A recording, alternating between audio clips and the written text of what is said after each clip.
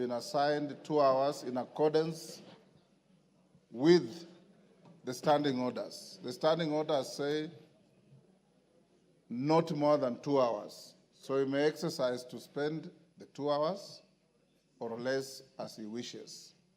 Secondly, once he finishes, then the minority leader, majority leader will take the floor as we had agreed. After that, then the mover will be invited to reply.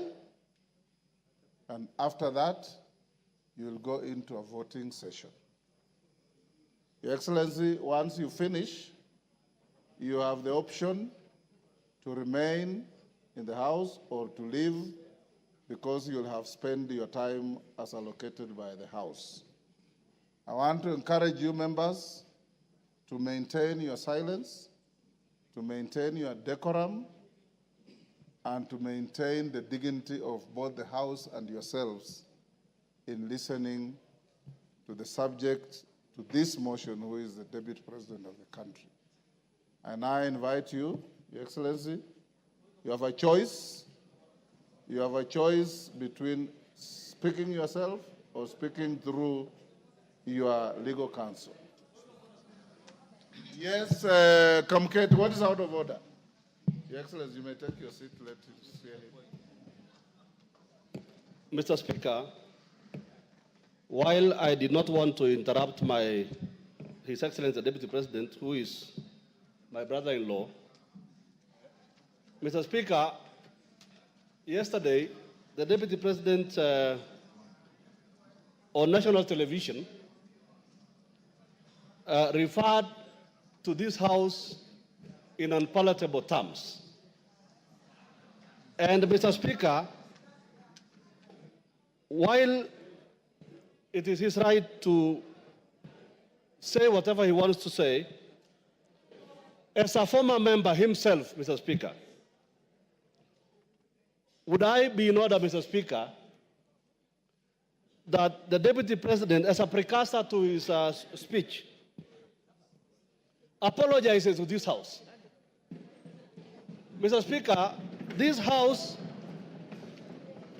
Mr. Speaker, he used the words, he referred to this House as a theater of the absurd. Mr. Speaker, this House is an honorable House of the people of Kenya. These are elected members of Parliament, Mr. Speaker. This House is neither a theater, neither is there absurdity in this House, Mr. Speaker. So I would request, Mr. Speaker, that the Honorable Deputy President exercises, dignifies this House by offering an apology. I know he has very little support in this House now. You've made your point. But he may get a little support even just from that apology. He has to apologize to this House, Mr. Speaker, before he proceeds with his speech, Mr. Speaker. Thank you very much. Order. No more points of order. Your Excellency, Deputy President, as you take the floor, this morning, the Speaker made a communication and indicated that we found it abhorrent, some of the contents of your interview your speech rather, your statement last evening, in which you described this House in not very good terms. We also indicated that the rules of this House preclude matters pending before the House from being canvassed in other fora, particularly by members of the House, and to an extent of broad interpretation of the standing orders, a person who is subject to the motion going on in the House. It is spilled milk, it's water under the bridge. You said what you said, but it is only fair that being an immediate former member of this House, that you exercise your conscience to hold as to whether this is a theater of the absurd or is an honorable National Assembly of the Republic of Kenya. You may start by addressing that. Thank you very much, Honorable Speaker. And thank you, the honorable members present, for according me this opportunity to prosecute the matter before us. Mr. Speaker, sir, I have tremendous respect for this great institution, having served here for 5 years between 2017 and 2022, and I appear here in a very nostalgic moment that I'm back in the house where I stayed for 5 years, despite the fact that I've come under difficult circumstances. Mr. Speaker,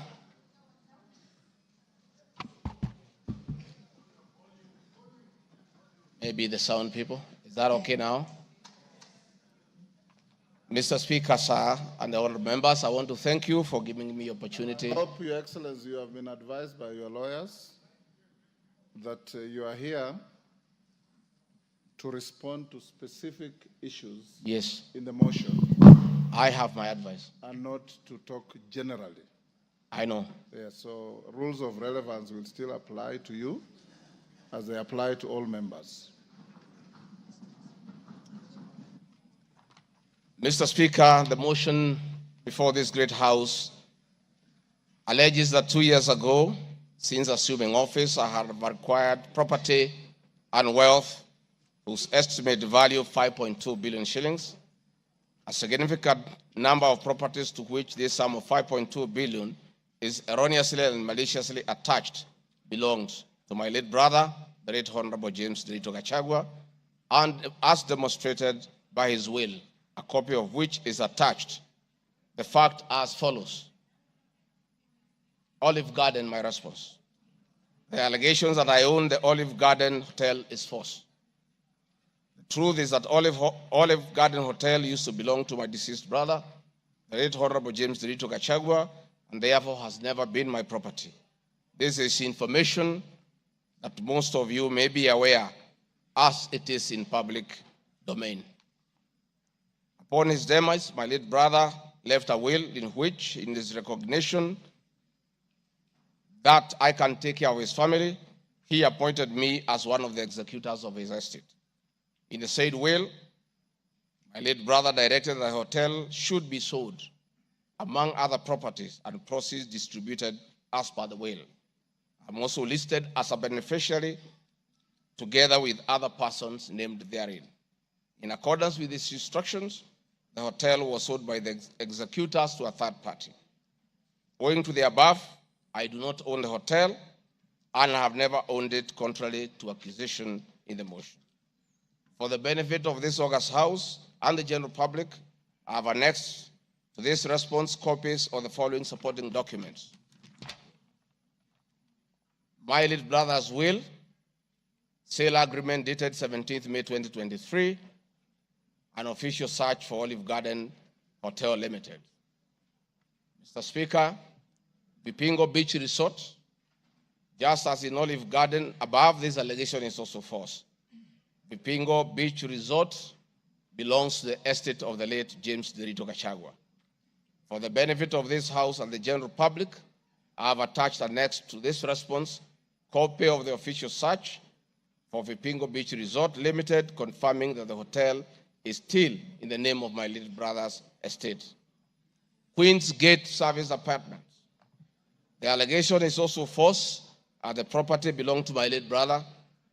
Queen's Gate Service Apartments, registered in the name of Vipingo Beach Resort Limited, was sold to Cooperative Bank of Kenya Limited, Staff Retirement Benefits Scheme, as evidenced by the agreement for the dated 4th May 2022, and a transfer dated 5th October 2022, marked Annex RG6. Land Parcel Ruguru, Kiamariga 2023 in Madeira East constituency, which have originally constructed a helicopter landing facility. My response is, I do confirm that I own the above referenced property, which is approximately 2.5 acres in size and which I have planted napier grass for my dairy cows. I purchased the land in the year 2023 for 3.5 million from farm proceeds coming from my dairy farm. I have read through the motion, and there is no iota of evidence adduced of the impropriety in the way I acquired this small property. Finally, on this matter, I wish to confirm that there is no helicopter landing facility for this particular parcel on the motion. This part is also false. I attach a copy of the agreement for purchase of this property marked Annexure RG7. 40 acres of land purchased in Kakuret within Kabraine in Nyeri County. My response: I confirm that I own a property, having bought it in 2015, a time when I was not a state officer. I had not even been elected as Member of Parliament from the Honorable Joroge Wainaina, Member of Parliament for Kenny, who is present in this house, or I'm not sure whether he's present. Therefore, this property I purchased 10 years ago, and not 2 years ago during my tenure as Deputy President, and as indicated in the motion, the allegation is false. I have read through the motion, and there is no iota of evidence adduced of any impropriety in the way I acquired this property. For the benefit of this August House and the general public, I have annexed to this response copy of the agreement for sale and purchase of this property marked as Annexure RG8. 80 acres of land in Meru County. For the record, I wish to confirm that I do not own 80 acres of land in Meru. This allegation is false. However, in the spirit of full disclosure, I would like to confirm that I have purchased 29 acres of land in Meru, the land of my mother, which I bought on around 9 February 2024 through a loan granted to me by Solution Circle Limited, which I am a member. This said circle has a charge registered against the title, which it continues to hold as security until I fully repay the loan. For the benefit of the August House and the general public, I have annexed to this response copies of the agreement of sale marked RG9 and a letter dated 15 July 2024 from Solution Circle Limited confirming that they financed the purchase of the property marked Annexure RG10. Dairy farm in Nyandarua County. My response is I do not have a dairy farm in Nyandarua County, therefore this allegation is false. The land in Nyandarua has no single animal. Companies. The motion alleges there are 22 companies owned by my family members and which have been used to massively launder money and conceal proceeds of crime, corruption, and benefit from influence peddling. My response is the mover of the motion has listed the 22 companies associated with me and has alleged that they have been used to massively launder money and conceal proceeds of crime, corruption, and benefit from influence peddling. I've carefully gone through the motion and have not seen any evidence to support or prove the allegations therein. It is not clear to me how to respond without having seen any evidence incriminating the companies. I would like to be clear that these companies have not been involved in any illegal activities, and I believe that is why the mover of the motion has not tabled any evidence of impropriety with respect to the companies. It does appear to me that the mover of the motion was so meticulous to get all the companies associated with me and my family, and I believe that he also had evidence of illegalities committed by the companies, he would have shared or tabled that for the record. However, it is not possible to get evidence of illegality where there is none. Having said the above, allow me just to mention a few companies because there are many. Rigathi Gachagua Foundation. This is a foundation I incorporated in 2022, and I clarify that the foundation is a non-profit-making entity with the sole objective of uplifting the lives of less privileged in society. This foundation, therefore, does not trade, and honorable members, you are aware that by law, a foundation cannot be used to trade. Since incorporation, the foundation has received a total of 12 million shillings, which has been utilized as per the schedule marked Annexure RG11, which is paying school fees for children in Pwani University and other universities across the country.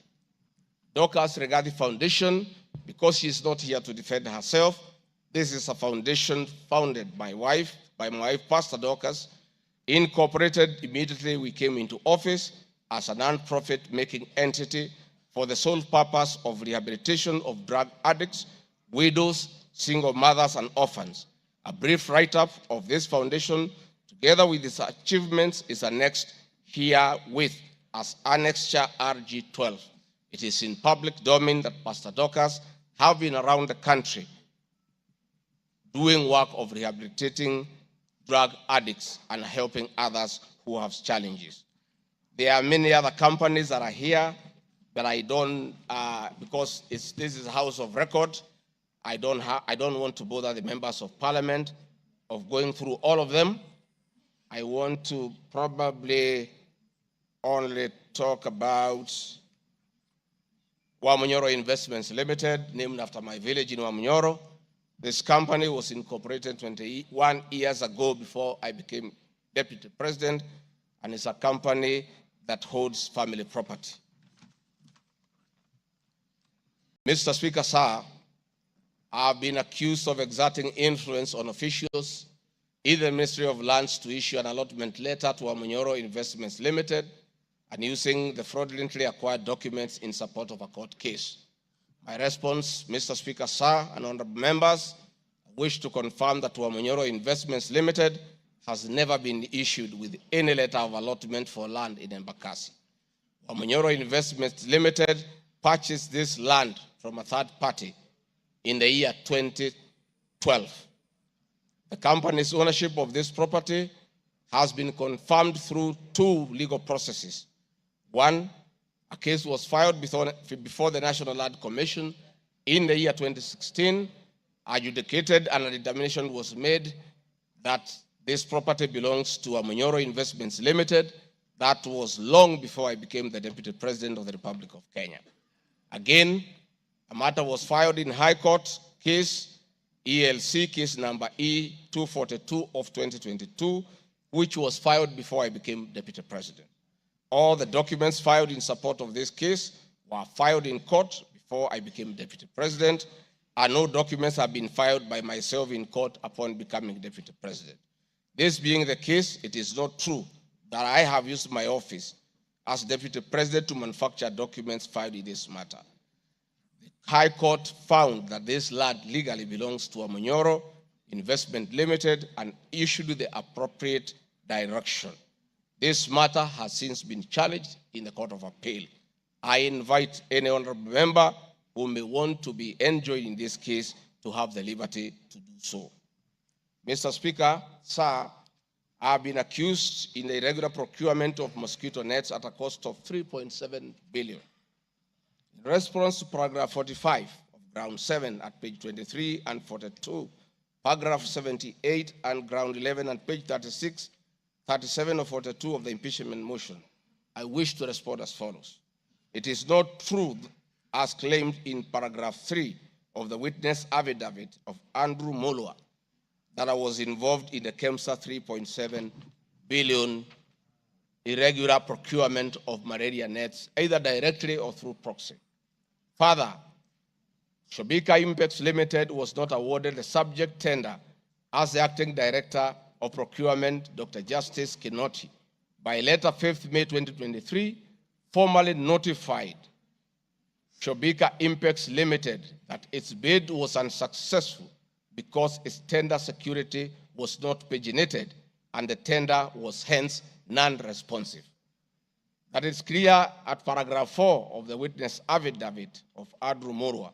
He contradicts himself by claiming that on 11 July 2023, I pressured him to surrender the original bid board, yet by the letter dated 5th May 2023, KEMSA had requested for collection of the original bid. Thus, there was no cause to pressure to be exerted on Mr. Mulwa for any other purpose.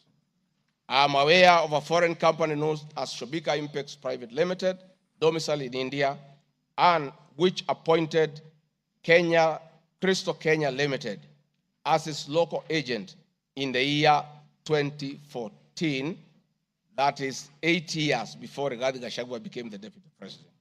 To date, Crystal Kenya Limited has complied with the agency terms between itself and Shobika Impacts Private Limited annexed hereto and marked as Annex RG 18 in an appointment agency letter by Shopika Impex Limited in the year 2014.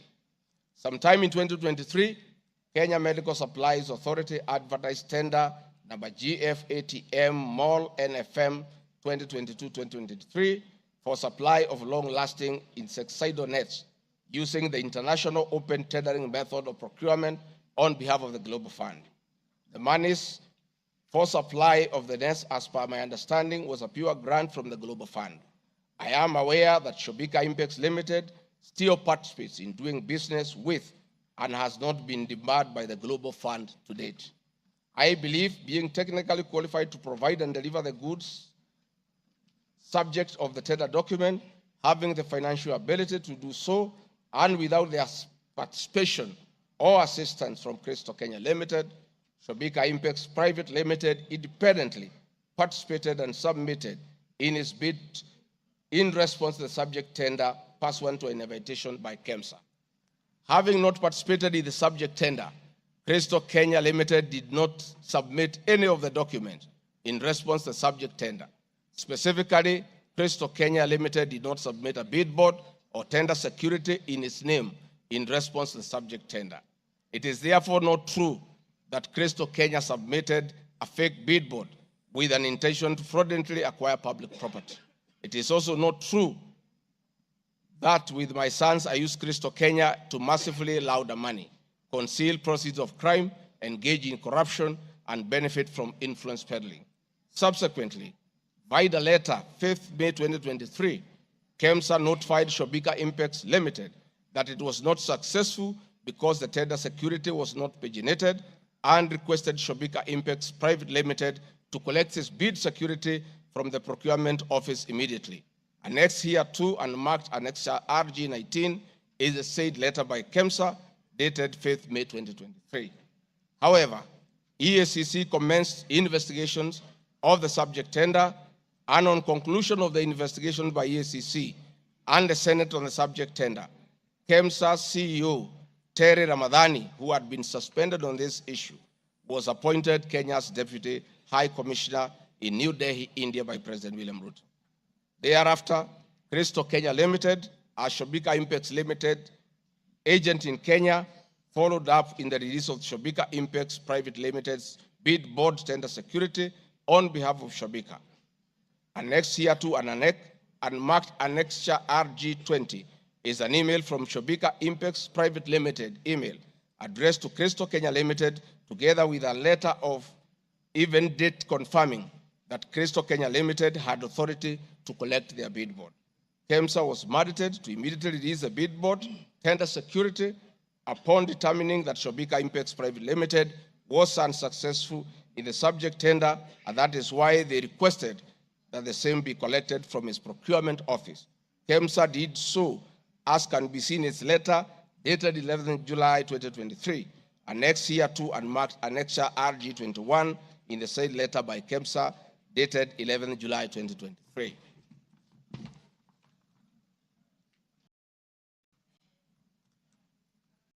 Mr. Speaker, noting that Shopika Impex Private Limited was not successful, it did not supply any goods, and it did not receive any public funds in payment thereof with respect to the subject tender. Accordingly, I have not committed any crime under Section 45(1), 46, 47(a)(3), and 48(1) of the Anti-Corruption and Economic Crimes Act, and Section 2, 3, 4, and 5 of the Proceeds of Crime and Money Laundering Act. Further, I have not breached Section 34 of the Leadership and Integrity Act, for I did not bully any state or public officer with respect to the subject tender, and specifically, no evidence has been tendered to support the allegation at paragraph 78C of ground 11 at page 37 of 42 of the motion, which alleges that I summoned procurement officers in ministries and institutions, instructing them to direct procurement of goods and services in a specific manner.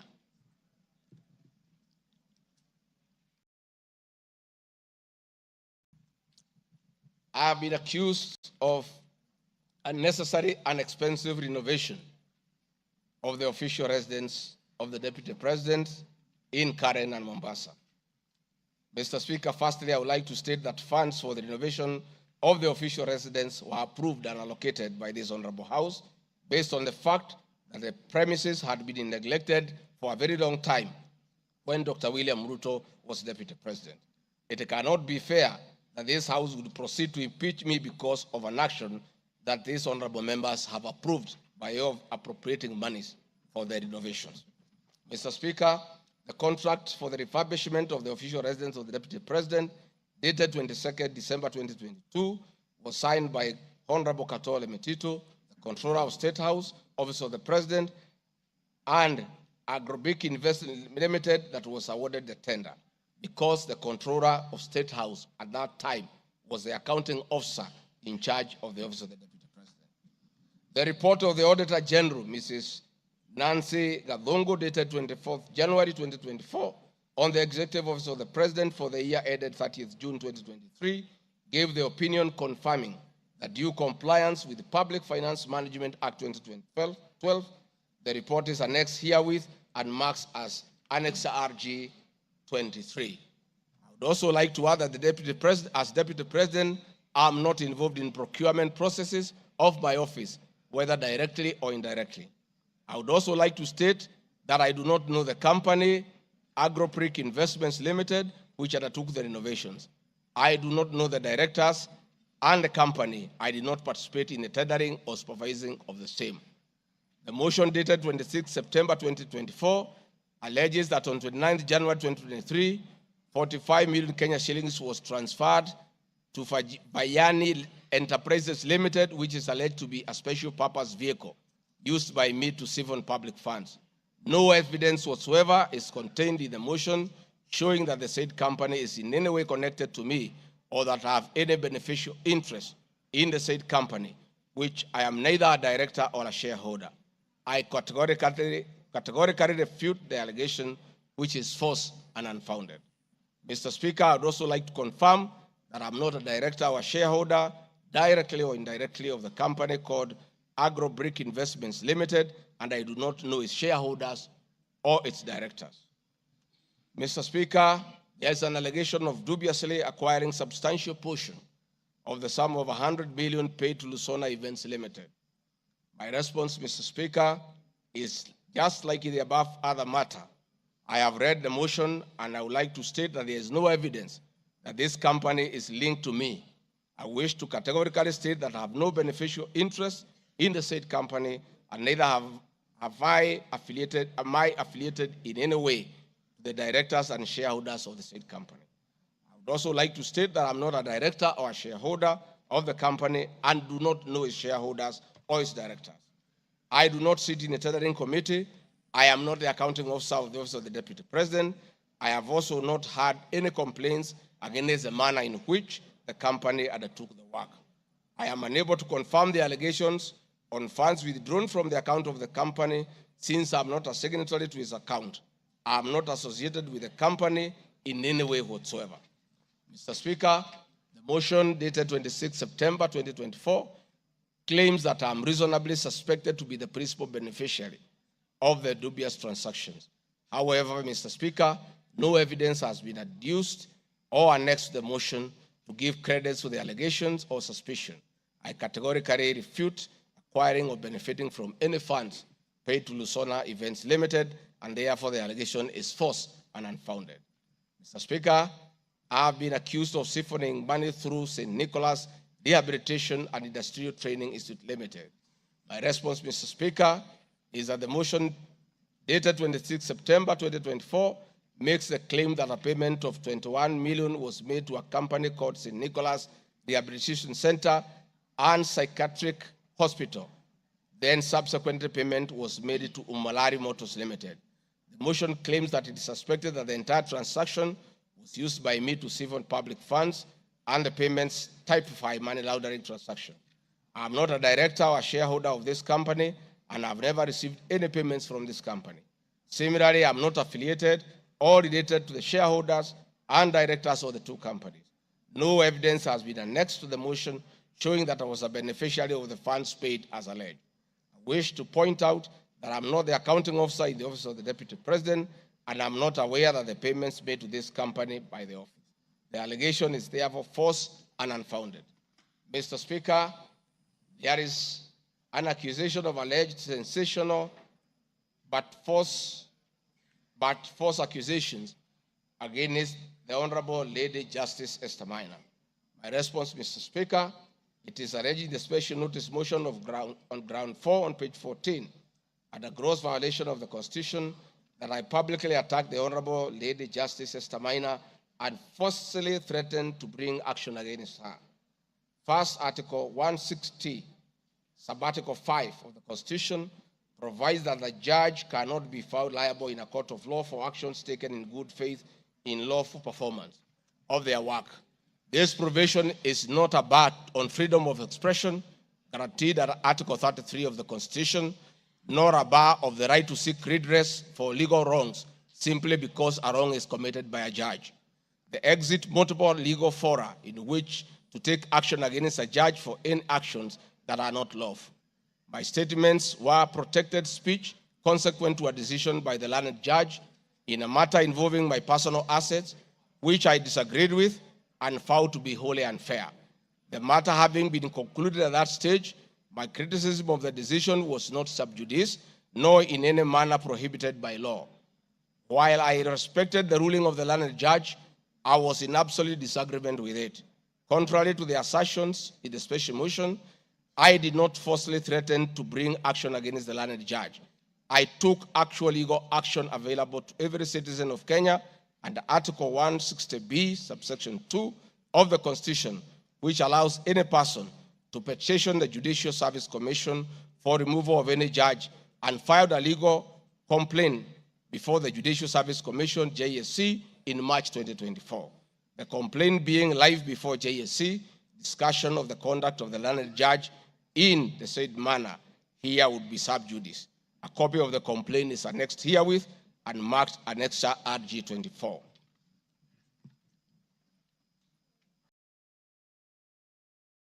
Mr. Speaker, I have been accused of diverting materials meant for construction of Kilifi Malindi Highway to tarmac a private road to Vipingo Beach Resort.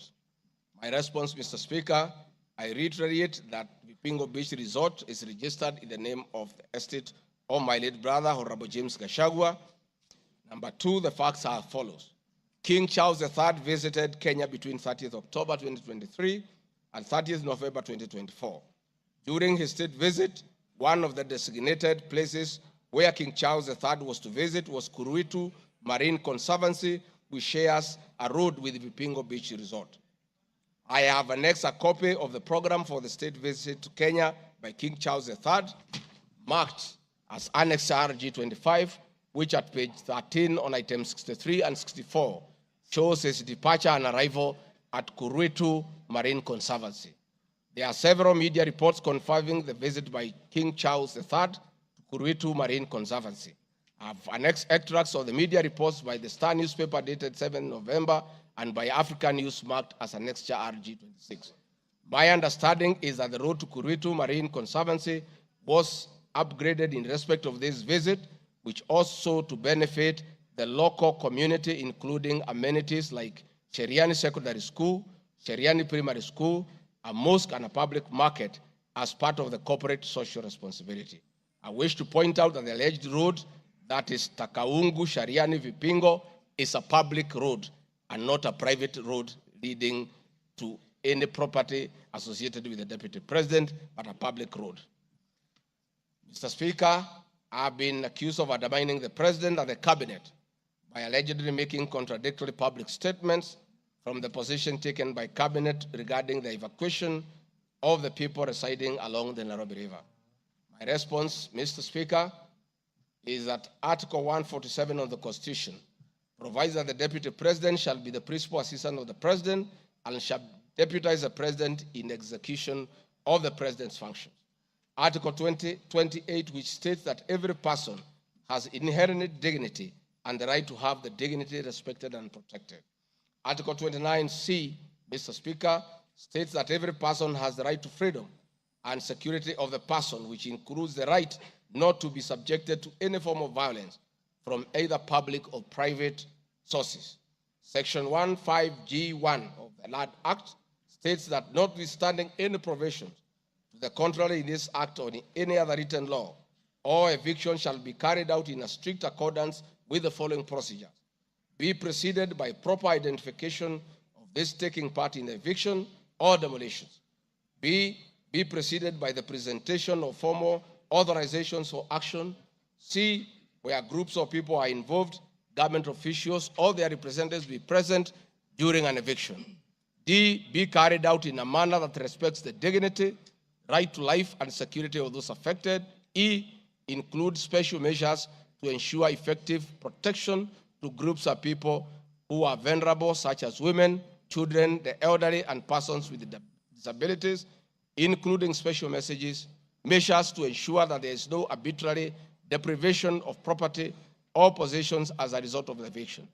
This includes mechanisms to protect property and possessions left behind involuntarily from destruction, to respect the principles of necessity and proportionality during the use of force, and give the affected persons the first priority to demolish and salvage their property.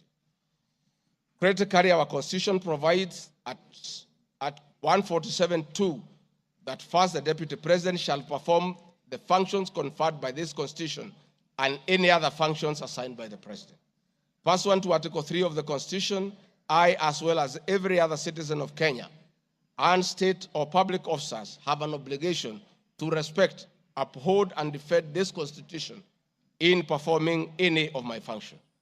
This, the national values and principles of governance contained in Article 10 of the Constitution, by those state organs, public officers, and all persons, including myself as Deputy President, wherever we make or implement public policy decisions.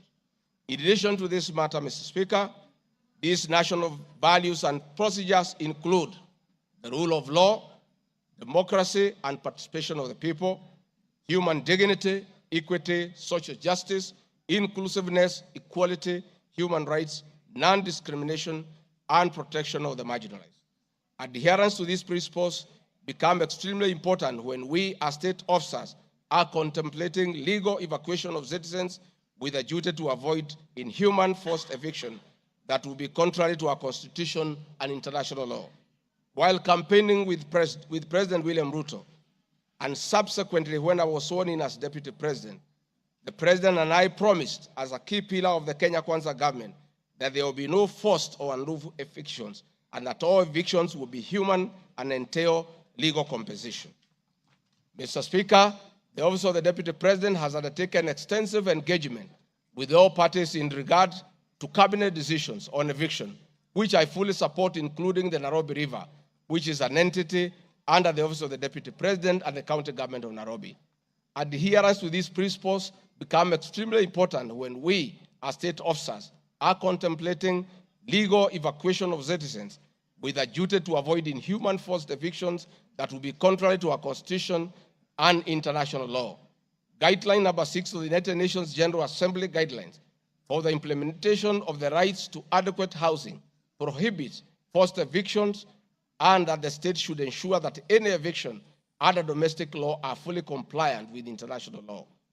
The guidelines further require meaningful engagement with communities to ensure that the rights of residents are implemented cooperatively without the need for eviction procedures or police enforcement.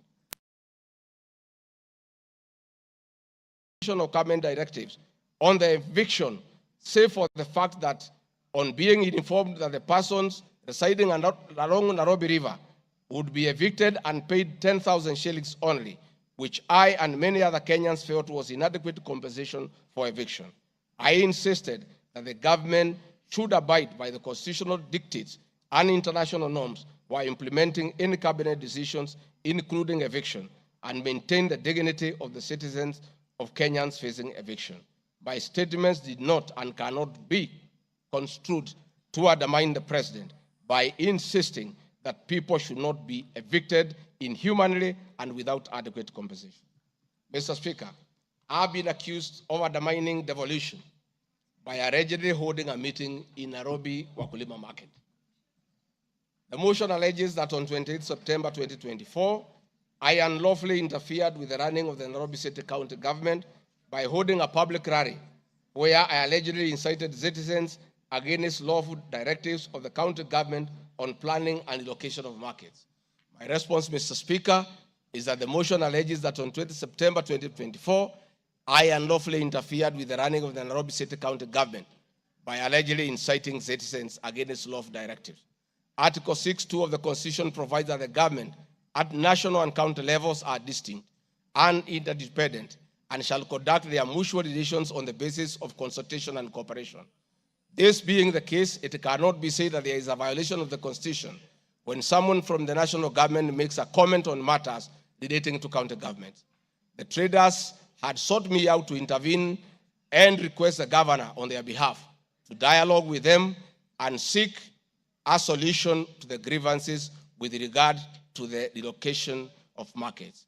I request that a video annexed RG Video 3 be played for the benefit of members to say what I said.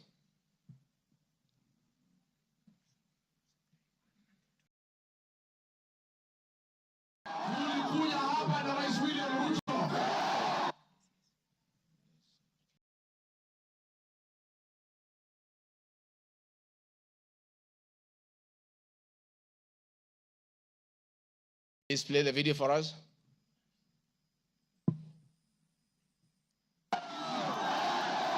Tulikuja hapa na Rais William Ruto, mkatupatia kura, na rais na mimi tukaahidi nyinyi ya kwamba tukipata serikali hakuna siku mtahangaika.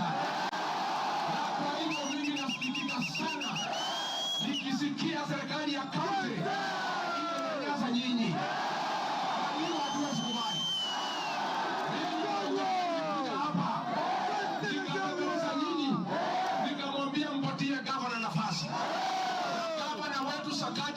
Tukakubaliana ya kwamba akiwa gavana wa Nairobi, Rais William Ruto akiweko, mdogo wake, wafanyabiashara wetu watapata nafasi ya kufanya kazi yao. Na mimi nataka kuomba kwa heshima,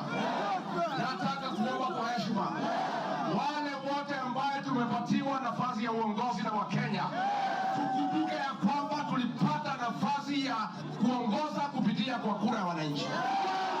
Na tukumbuke ya kwamba wakubwa wetu, wadosi wetu ni Wakenya. Na hakuna siku tutaweza geuka Wakenya. Ndio walitupatia nafasi ya uongozi. Si nyinyi mlituandika kazi? Kwa hivyo mimi niseme ya kwamba niliuliza gavana mketi chini, kuwe na mazungumzo, kuwe na maelewano. Watu ni wananchi na wananchi ni watu ya kusikizwa.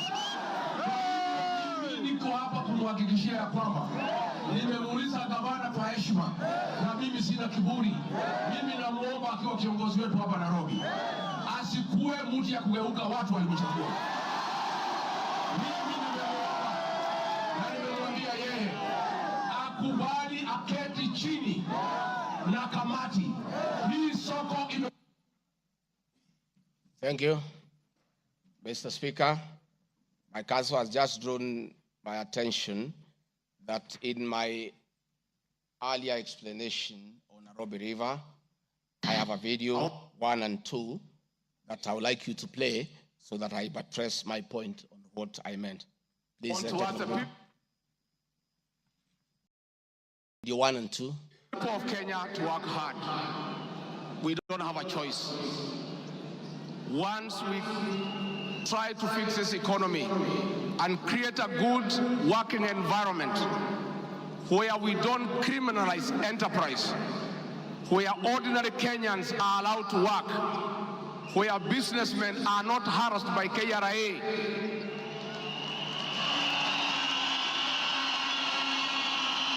where goods belonging to the people of Kenya will never again be touched by overzealous public servants. Where again poor people will never again be evicted in brutal evictions by state agencies. say, freedom is here. Now, the number of fatalities from the ongoing forcible eviction by the government has risen to 3, with another tragic loss in Mathare on Monday. An 18-year-old boy died as a bulldozer brought down a church in the area just moments after President William Ruto left. The young man, who was assisting in salvaging the church's belongings, became a casualty of the demolition. Earlier on Saturday, 2 individuals lost their lives in Mukuru kwa Ruben during a similar eviction exercise. Ben Kirui reports. Monday evening, the ongoing forcible evictions in flood-prone areas tragically ended yet another life. The 18-year-old Ian Otieno lost his life in Mathare moments after President William Ruto left the area where he had been assessing the effects of floods. Bulldozers descended on homes near riverbanks, flattening structures marked for demolition. Winnie Makinda, Ian's mother, struggled to comprehend the loss of her son, a candidate in this year's KCSE. Wakaambia mtu atingatinga usiangushe hiyo kuta, kuna hapo ndani kuna watoto wa watu, wacha kuangusha hapo ndani kuna watoto wa watu. Akaambia wamama waache kumpigia kelele. Reports indicate that Ian Otieno was trying to salvage church properties when the bulldozer brought down the wall, leading to his sudden demise.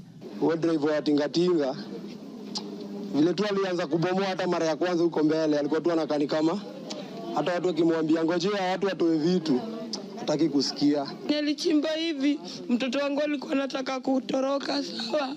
Unasikia alishika mtoto wangu na hiyo kitu hapa. Mtoto wangu akienda hivi, mtoto wangu ana hivi. His death led to demonstrations by residents, prompting police intervention.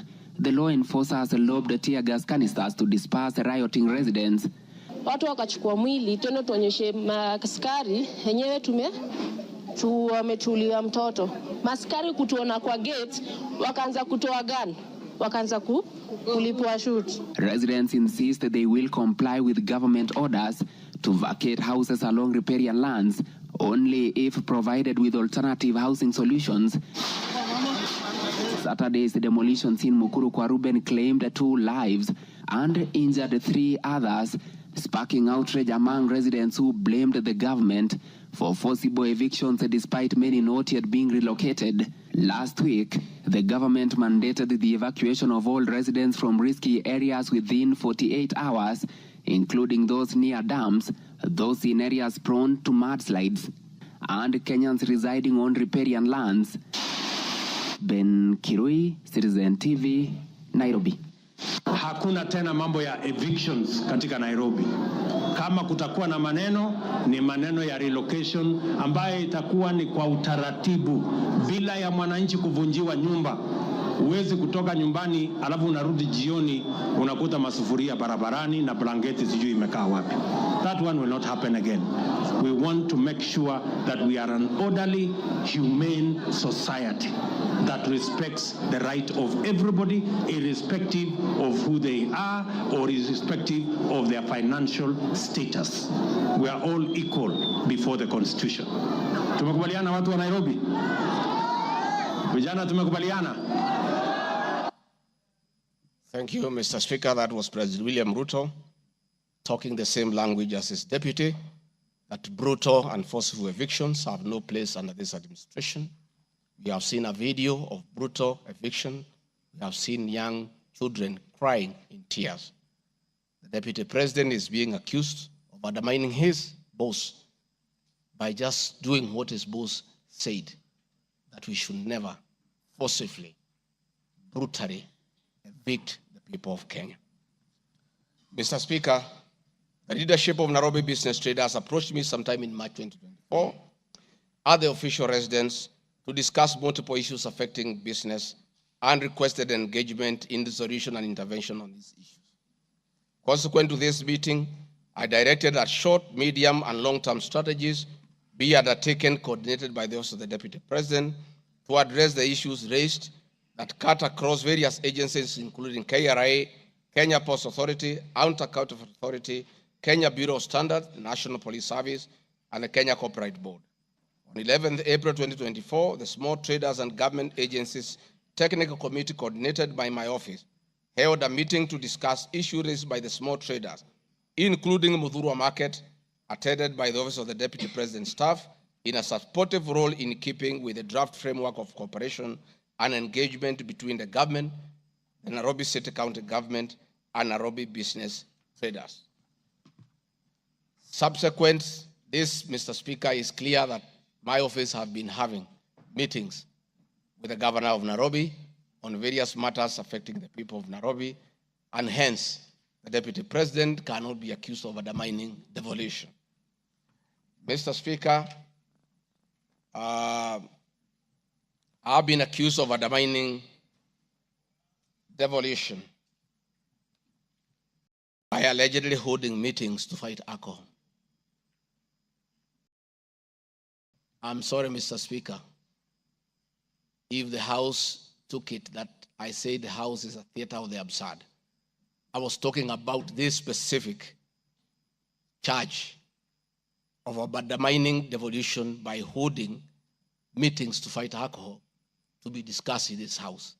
That to me is what I thought that moment. If it's 5 minutes or 10 minutes, that would be the theater of the absurd. I did not attribute in any way by trying to demean this House that I sat for 5 years, by calling it the theater of the absurd. But this particular charge, Mr. Speaker, drug and alcohol problem in Kenya has been on the increase, and many of our youth have become addicted to alcohol and their lives destroyed because it causes them to drop out of school and start engaging in petty crime to look for money to buy alcohol.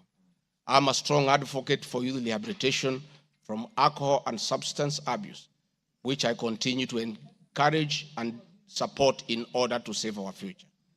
With regard to alcohol control and regulation, I wish to state that I have held several meetings with the governors in Meru, Chuka, in Mombasa, in Nakuru, in Nyeri, and the efforts that President William Ruto asked me to lead in eradication of illicit brew has been very successful, and we have been working with the governors and county assemblies who have been developing legislation on the control of licensing of alcoholic drinks. If there is one program that has had the best working relationship between county governments and the national government, it is this particular program. I'm a bit emotive about illicit alcohol because I lost my brothers. One who was a medical doctor to alcohol, another who was a farmer to alcohol. I take it passionately. I don't know who complained about this particular charge. I have not seen any evidence of any complaint, and I have not had any person in Kenya complaining that the Deputy President is undermining with the devolution by leading the war on illicit brews and drug abuse. Whatever this House decides tonight and the other subsequent House, whatever happens to Rigathi Gachagua, whether he's in or out of office, this war must continue and must be won for the sake of our children. I want us to watch video number 4, RG4. Leaders, those of us who have been elected, Madam Waiguru, Governor Kahiga, Badirisha, Kangata, Wamatangi, what shall we tell our people? Where are we? What shall we tell the people who elected us? When we meet them, what shall we tell them? When our children got wiped out by alcohol and drugs, where are we? We'll have nothing to say. Dede Nyoro, Kimani Ichung'wa, Madenge, mutaambia watu nini? Mukami, mutaambia watu nini? So please, this forum here today, let us be open and candid. Speak from your heart. Let us know what ails us. What is it must we do We have the support of the president, and he's waiting. He has told me by 7 p.m. today, he wants a report. He cannot accept the situation. He cannot. Neither can I. And none of you should accept this situation. It is not right. It is not fair. It is not acceptable. We must deal with it as leaders. And we are here, we are all leaders. As an OCS, you are a leader. That's why you have been given that responsibility. As an ACC, you are a leader. County Commissioner, wewe ni kiongozi. DCIO, wewe ni kiongozi. Sisi ni viongozi. Na juu ya hayo, sisi ni wazazi. Tafadhalini, tukubaliane, tutafute suluhisho. Na tukipata, tuende tufanye kazi. It is possible. It is doable. It is something that we can do. Thank you, Mr. Speaker. It's very clear that the meeting had all governors, members of parliament who are present here today, policemen, everybody, and we are all in agreement that the war must be won. It cannot, but the Deputy President should be impeached for leading the war on alcohol. Sensational statements against the National Intelligence Service, its Director General, and officers. Mr. Speaker, during the assumption of office, I took an oath of allegiance in the following terms. Oath or solemn affirmation of allegiance to the President, Deputy President.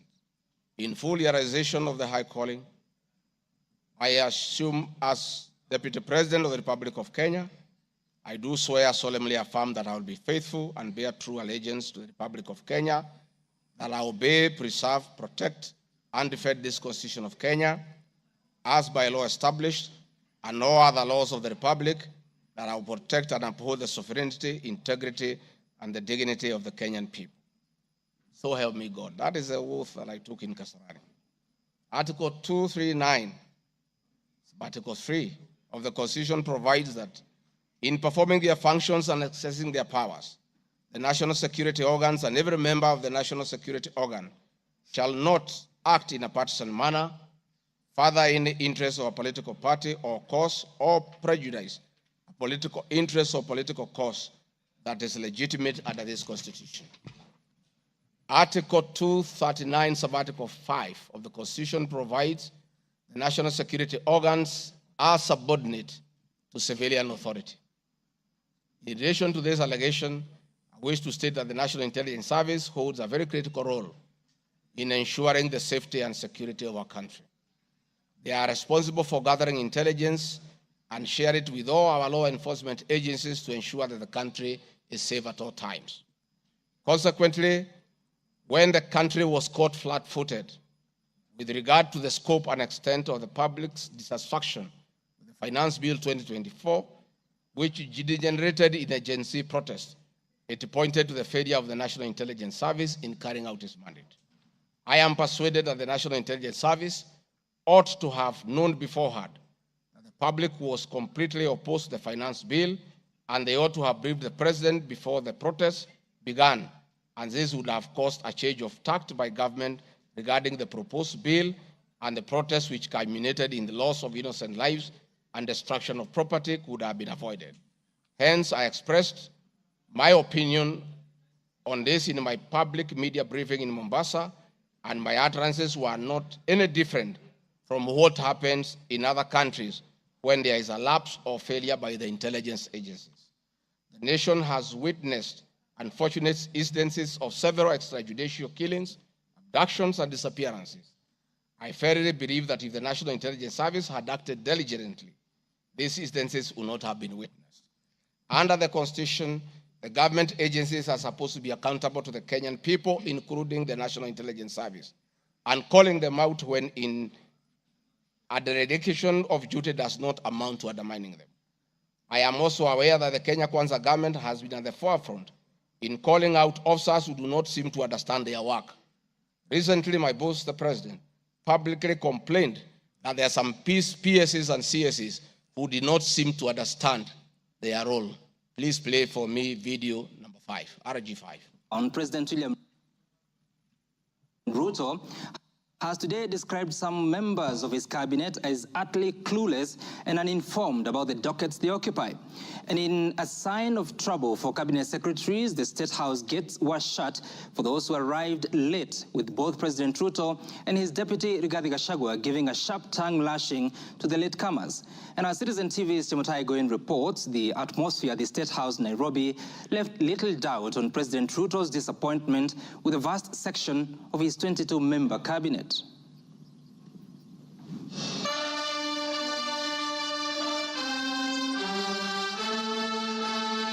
A cold morning in Nairobi, but the seats on the State House grounds came ultra-heated, particularly for cabinet secretaries. The cabinet members came here to sign performance contracts, but the oral appraisal of the day spurred anything between trouble and outright doom.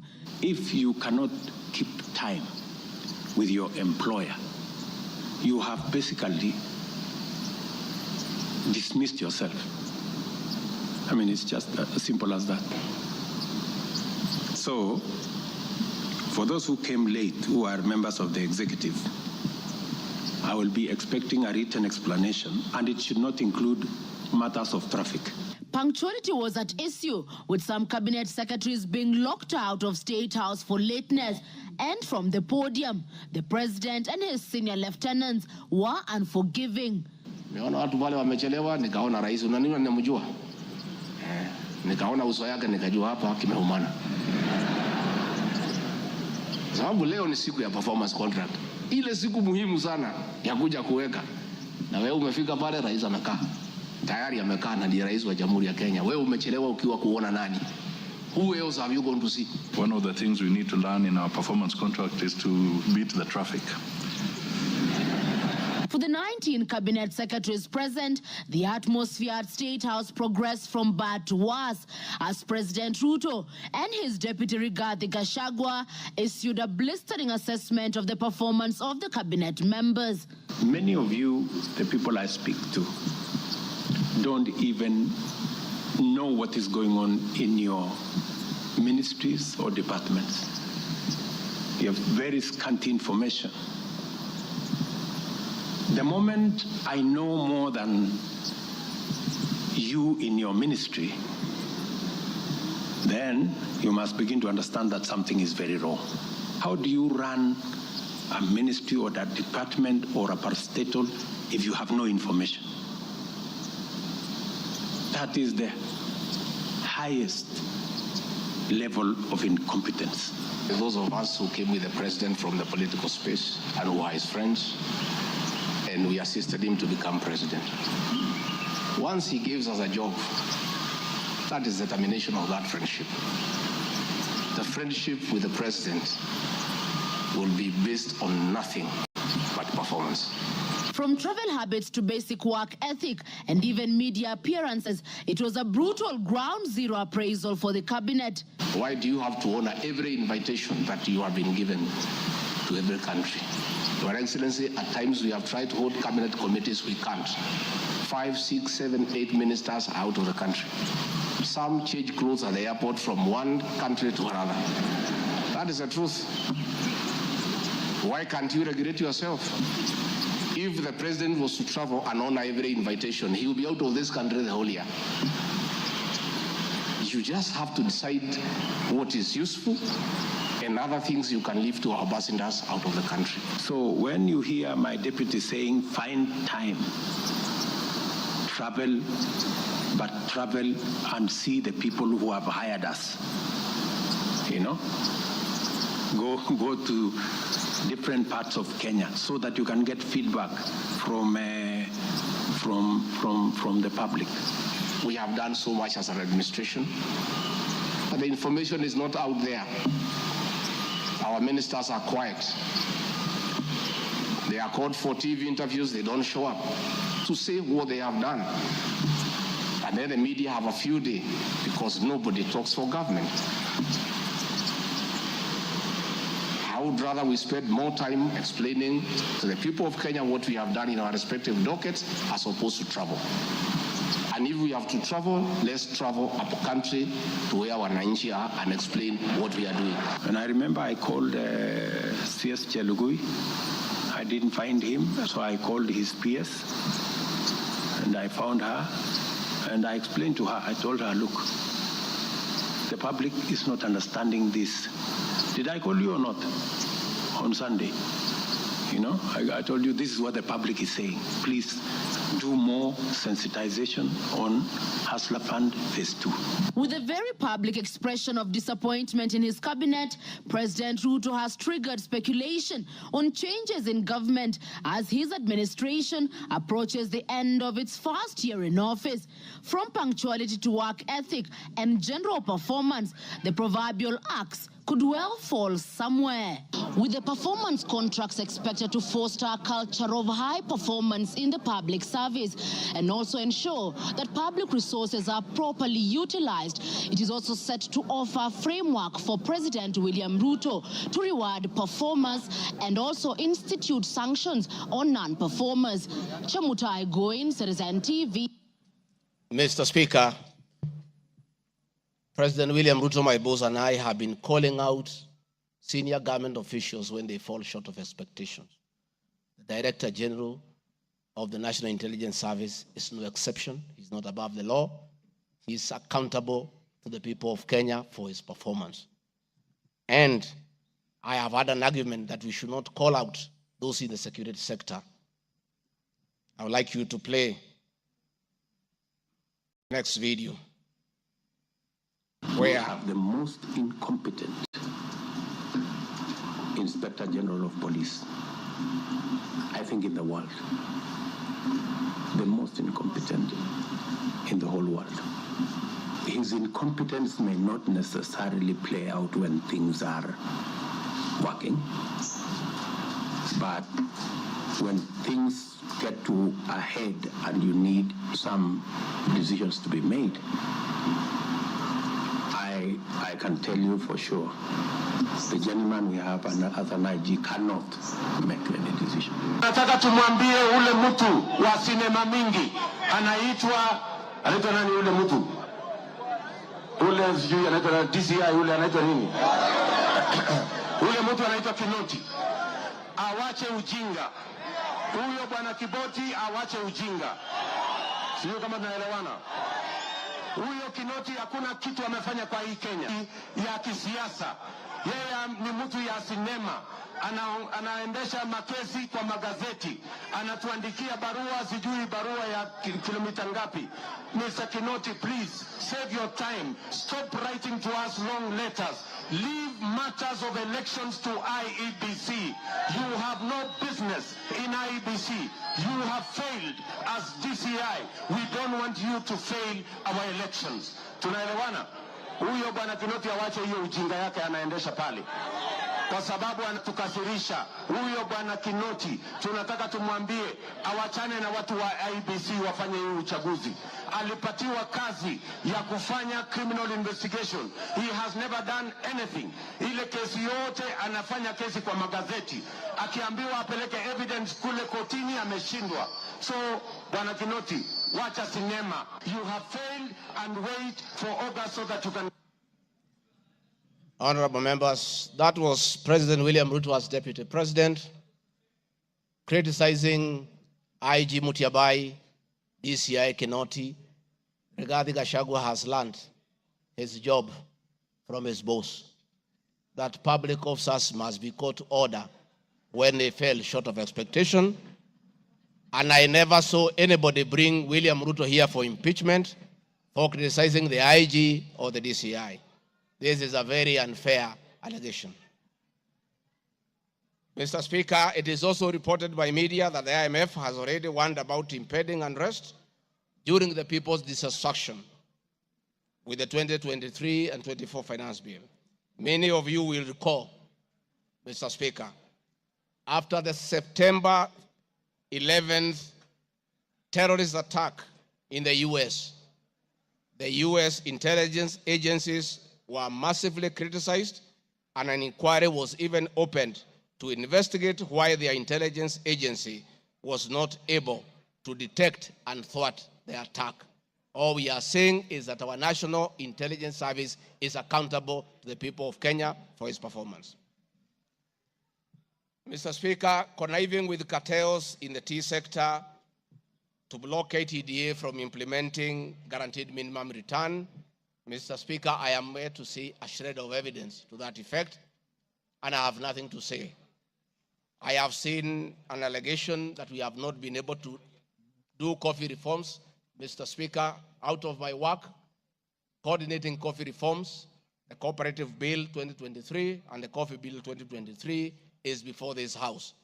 I request this House, after these impeachment proceedings, to embark on those two bills so that the coffee farmers can realize the full benefit of the coffee reforms that we have initiated. There is another allegation that I have taken control of a local cooperative society in Madeira constituency.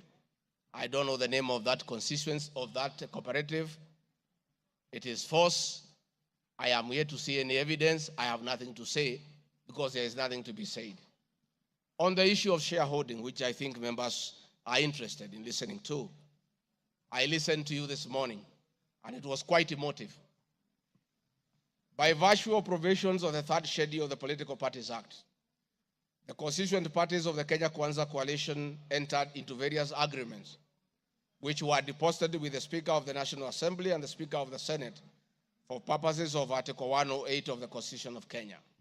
The following were members: UDA, ANC, Ford Kenya, PA, Farmers Party, Chama cha Kazi, Communist Party, Economic Freedom Party, Service Party, Tujibebe wa Kenya Party, Umoja na Maendeleo Party of Kenya, and the Democratic Party of Kenya. In accordance with the provision of Clause 3, Schedule 3, a power sharing agreement and development agenda for the certain regions of Kenya, I attach copies of these agreements, RG 32. All those agreements talked about specific regions. The leaders who appended their signatures canvassed issues of appointments to do with specific regions. Power sharing agreement between UDA and ANC and Ford Kenya, for example, say that the UDA would nominate the coalition president, the presidential and deputy presidential candidates that was honored. The president would guarantee the stature, the dignity, and financial and operational autonomy of the office of the deputy president, which I have been insisting on because it's part of the coalition agreement. The ANC would be allocated the position of the prime cabinet secretary, which has happened. Ford Kenya would be allocated the position of the Speaker of the National Assembly, and that is why Honorable Masika Wetangula sits here today. In accordance with Article 2 of the Power Sharing Agreement, ANC at Ford Kenya would have a 30% share is a word, of the national government positions. This drives my utterances about shareholding. It is embedded in all these agreements that are attached here for you to read. I heard this morning an honorable member saying that the deputy president said the people of Ukambani will not get resources because they did not vote for Kenya Kwanza government. That is not true. The Deputy President of the Republic of Kenya does not allocate resources. Resources for the development of the Republic of Kenya are appropriated by the National Assembly of Kenya, where I am today. The Deputy President will help the President to oversee the implementation of funds allocated and appropriated by the National Assembly. It is therefore not possible that the Deputy President of the Republic of Kenya has the capacity to deny any part of Kenya resources because of the way they voted. The decisions on how resources will be allocated for the development of the Republic of Kenya are made here by the honorable members. If your area has no development, please don't impeach the Deputy President. Don't accuse him of not giving you resources. You are in this house to make sure that your area where you come from is allocated appropriate resources because that is your job. The agreements are attached, therefore I don't want to go into them. Let me say my speeches on the shareholder issue were informed. by the aforesaid power-sharing covenants, which are founded on law, having been deposited with the Registrar of Political Parties, and lessons learned from the well-known disputed 202 NAC power-sharing agreement. Further, sharing agreements are a feature of government formation in all democracies in the world that provide for the formation. My pronouncements on the issue, properly understood, are not only anchored in law, but entirely harmless and incapable of being construed as a basis for ethnic animosity, a danger to national cohesion, or a threat to national unity. On the contrary, coalition building has been one of the most important innovations since the disputed 2007 elections in ensuring stability, equitable sharing of political power, national cohesion, and fostering of national unity. Indeed, Kenya Kwanza main opponent in 2022 general election, Azimio la Umoja Coalition, One Kenya Coalition Party, was a political party consisting of 25 political parties who also executed a power-sharing agreement based on shares. I'm also aware that the Jubilee Coalition that executed a 50-50 power-sharing agreement between TNA Party and URP Party for 2013 general election. I have thus not violated Section 13(1)(a) and 62 of the National Cohesion Integration, nor has this commission summoned me to explain any of my comments and how it can affect cohesion. However, notwithstanding the said power share agreement, upon election as Deputy President, I went out of my way, as required by the Constitution of Kenya, to serve all Kenyans regardless of their political preferences during the election or ethnic origin. I now produce the following video showing some of my speeches all over the country as marked RG Video 7.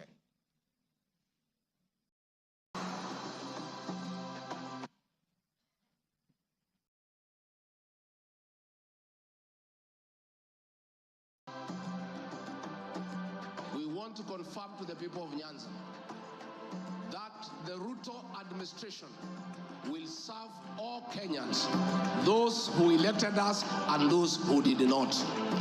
Kenya hii kila mtu afanyiwe kazi, kwa sababu kila mtu nalipa kodi.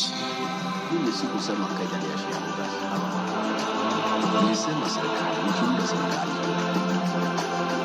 wale wanakusaidia kuongoza, unatakiwa uweke wengi wale walikuamini na wale walielewa manifesto yako. Mimi nimetembea Kenya. Si mnasema nilikuwa Mombasa, hii hapana mlima. Mimi nilikuwa Wajia, hii hapana mlima. Nilikuwa Garissa, hii hapana mlima. Nilikuwa Mount Elgon. Nandi nimekuja karibu mara 10. Eldoret nimekuja karibu mara 6. Kericho nimekuja mara 4. Tea conference ya chai tulikuwa na nyinyi, niliyopa Kericho. For now, kazi yetu ni maendeleo. Tutafanya kazi na viongozi wote, akuwe wa chama ile, akuwe wa chama hii, we don't care. This is the time to serve the people of Kenya, and we shall work with all elected leaders, irrespective of their political affiliation. Mr. Speaker, copies of documents demonstrating my efforts within the mandate allocated me by the President to address security issues and economic equalization programs and policy in historically marginalized areas is Annex RG33. The decision to embrace the broad-based government following the dissolution of cabinet after the Gen Z protest. I attached my video during the launch of the Honorable Raila Odinga's quest for EU chairmanship at State House, again as a demonstration of my embracing the broad-based government.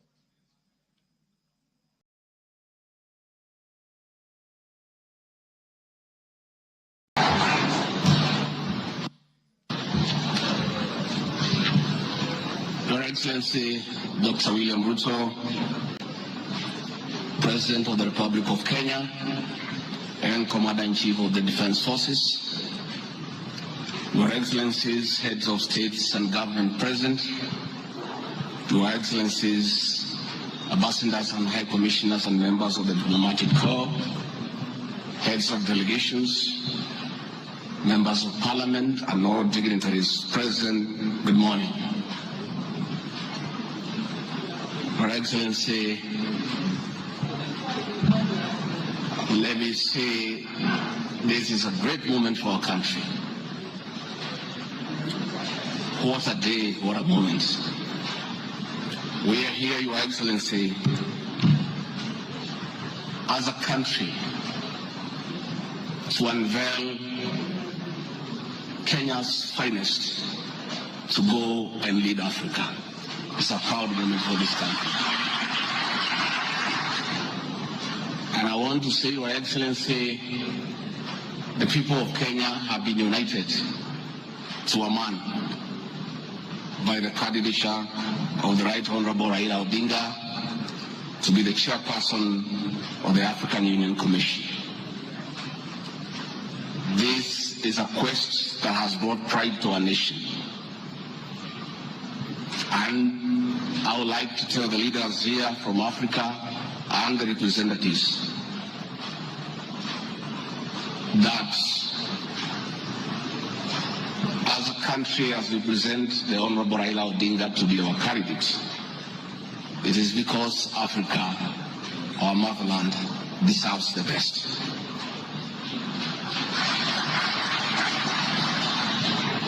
The passion and zeal of the Right Honorable Raila Odinga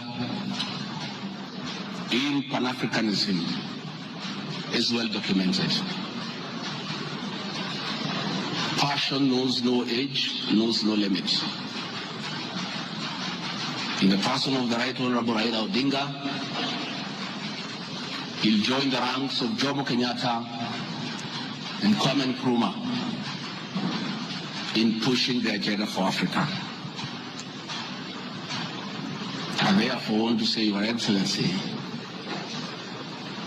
the lessons of today are that Raila Odinga, the Right Honorable, is a man of great resilience, endurance, and perseverance. Today, you are going to unveil the transformation of the Right Honorable Odinga from a national leader to an African statesman. And for us in leadership, we have learned great lessons of resilience, endurance, and perseverance. Somebody may ask, why is Rigathi Gachagua, who has before had issues with the leadership of Raila Odinga? As a truthful man, I had nothing against him. It's only that we were competing for the same position between him and my boss. Now that he is going for a bigger seat in Africa, all of us, from the president, I, and the rest of Kenya, are behind him. And the Right Honorable Raila Odinga, as a man who listens to the ground, let me confirm to you, I've listened to the ground, and all Kenyans across the political divide, across communities, are in support of your candidature, and we wish you well. Before I call Your Excellency, let me acknowledge the place of family, not just in our lives, but in leadership. I think it is a great moment for the Right Honorable Raila Odinga. It's appropriate that I acknowledge on behalf of the country the role Mama Ida Odinga has played in the life of this great son of this land. Mama Ida Odinga, we salute you as a country for having been a very strong pillar to your husband in very difficult times, and his lowest moments, you have always been there for him. We ask families to support their spouses. So Mama Ida Odinga, as we wish you happy birthday, it is my hope and prayer that your next birthday will be celebrated at Addis next year. And if you invite President William Ruto to come and he's not able to come, Mr. President, I'll be very happy for you to send me to represent you in that great birthday. We therefore want to say, as a country, it's a great moment. And the Right Honorable Odinga, I have noted with a lot of appreciation My wife, Pastor Dorcas, who is a very prayerful woman, has been praying for me and the president daily. And I noted from yesterday she has added you in her prayer. And because her prayers work, we have no doubt that you will get this seat. Mr. President, it is now my honor to request you to come and anchor Kenya's finest and embark on a journey of transformation of the Right Honorable Raila Odinga from a national leader to a great African statesman. Thank you, Mr. Speaker. President William Ruto has many times appreciated my people issues and has repeatedly pronounced himself. Let me have the video number 9. And speaking of deputies,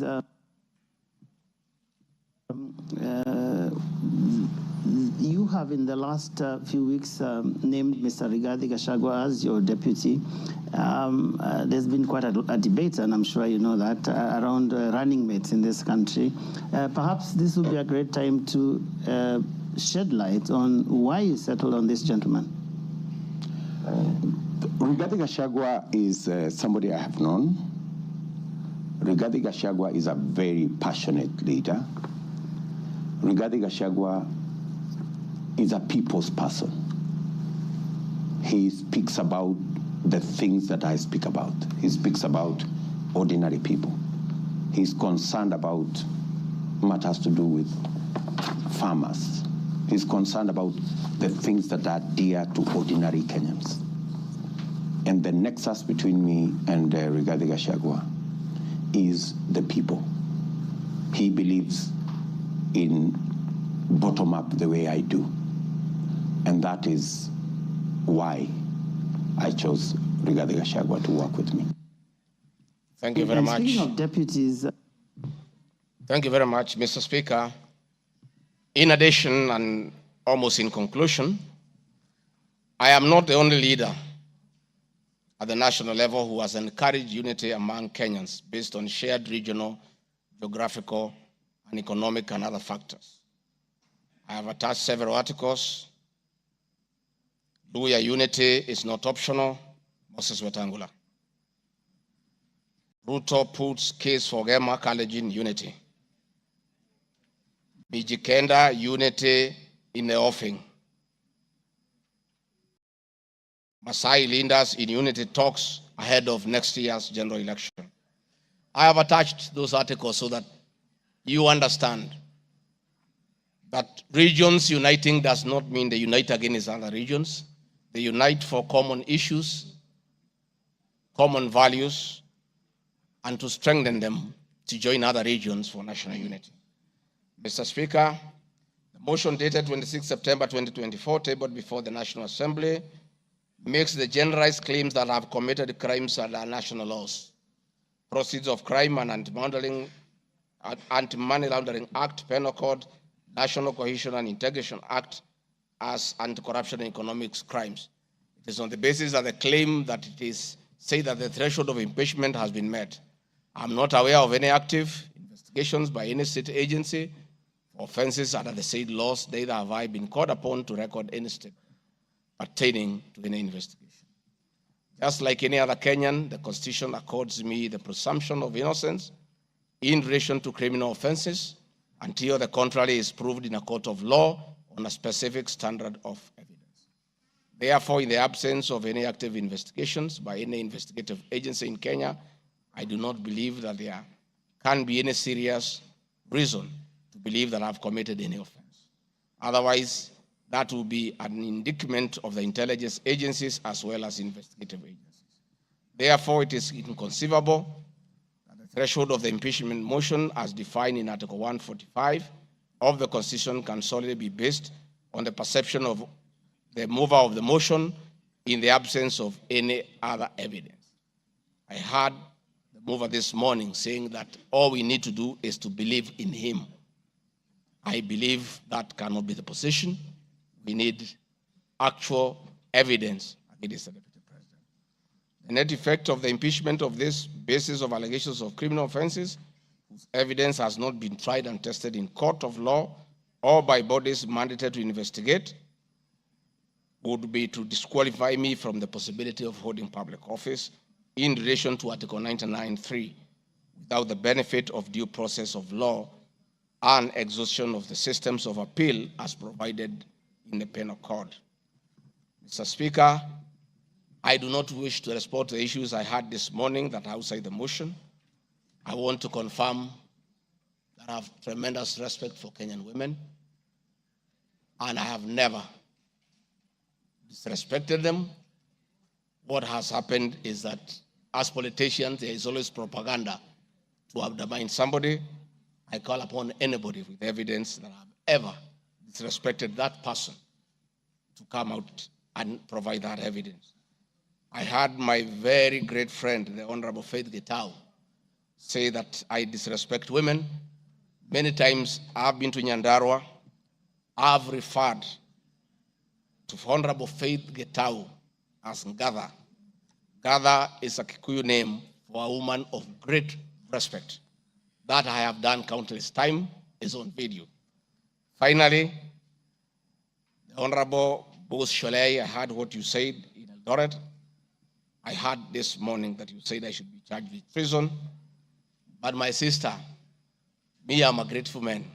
I remember, and I'll never forget, during the last administration when I was arrested on fabricated charges for standing with the President William Ruto against the wish of the government at that time, Gladys Bosholai came and sat with me at DCI headquarters, brought me tea, brought me lunch, sat with me, comforted me.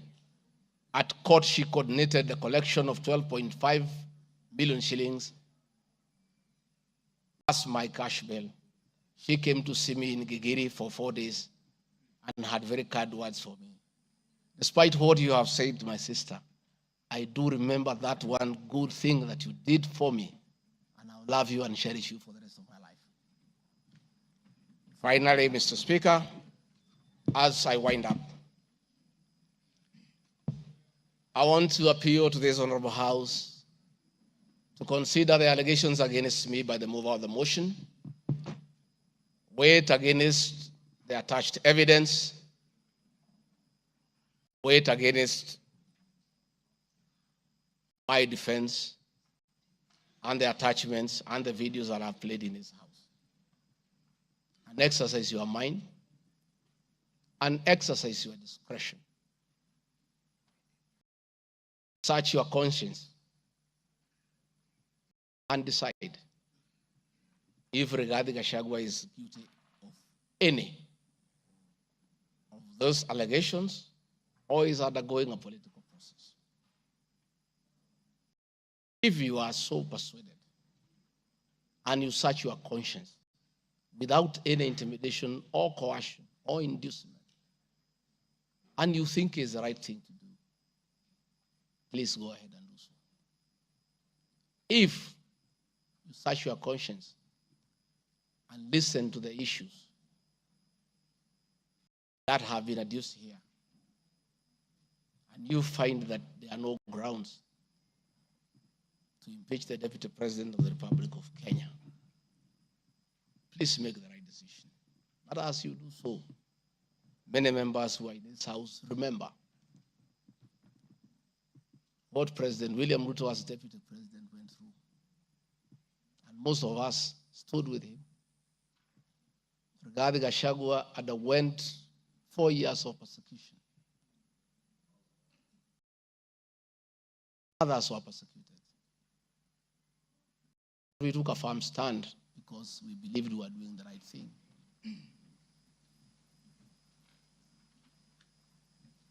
His family underwent humiliation. His friends underwent humiliation.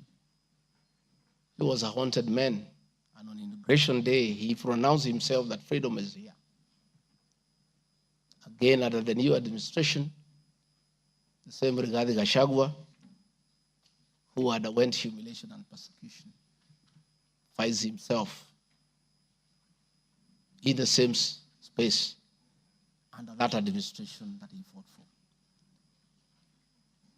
Try, look, reflect, and apply your conscience and make the right decision. Mr. Speaker of the House, I want to thank you for granting me this opportunity. And my address last night was not in any way meant to disrespect the House. Despite, Mr. Speaker, you having ruled that the matter should not be taken out of the House, it was being discussed in every TV station, in every meeting across Kenya.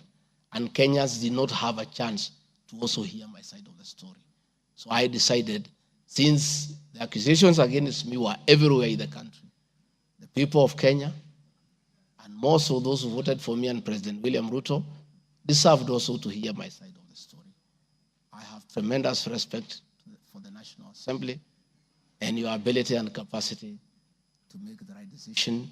Mr. Speaker, I want to thank you. Asanteni sana. Thank you very much, Deputy President. Thank you very much, Deputy President. I'm sure your fears that you will not be heard fairly have been allayed. You've been heard in absolute silence. You've been heard with total decorum from the House. And members, I salute you for the display of your legislative maturity in giving an opportunity to a subject to a motion in the person of the Deputy President to be heard. Is it Rosa? Proceedings are still going on. Who is praying? Yes, Senior Counsel. These proceedings are still going on. Yes, indeed. Mr. Speaker, this is a House of Record, and I had wanted to rise under Standing Order 65, 67A, and 67B. Two of those points you've already covered, Mr. Speaker. It is important that the record reflects that although the standing orders do not require that we listen to the witness in silence, indeed we did. Yes, absolutely. Secondly, that there was compliance with the Standing Order 67B2 in giving the witness a maximum of 2 hours. But there's a third one, Mr. Speaker, which I think should go on record. Standing Order 67A also requires that the witness be entitled to appear in person or with counsel. I see that the witness has appeared with at least 3 counsel, all of whose names should come on record, so that the record shows that counsel were actually allowed to the chamber. I see my friend Advocate Ongoya, my friend Advocate Njiru, so that there is no incompleteness of the record. I beg, Mr. Speaker. That is a fair comment. Counsel for the Deputy President, without making any unhelpful speeches, just put your names on record. I'm sure you have a team leader. The team leader will introduce himself and introduce his accompanying colleagues. Ongaya. Thank you so much, Mr. Speaker, sir, and thank you so much, honorable members. The team representing the Honorable Rigathi Gachagua, the Deputy President in these proceedings, is as follows.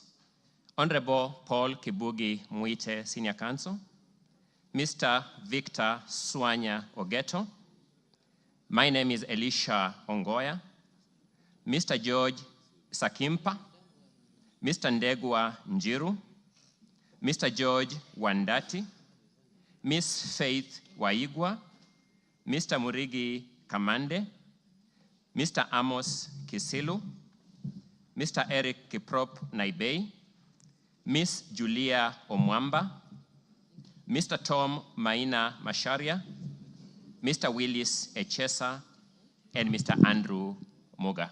And that is all. Thank you. And apart from the 3 of you, the rest are within the precincts of Parliament? Are within the precincts of Parliament, save for Senior Counsel Paul Kibugi Muite, who sought to be excused from attending today, but is part of this team, and we are under his supervision and guidance. Thank you. From here, we'll proceed as follows. Deputy President, if you wish to leave, you are at liberty to do so with your team.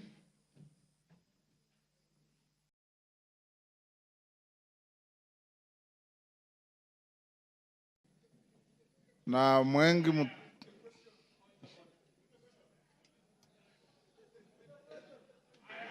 Yes, Kaluma.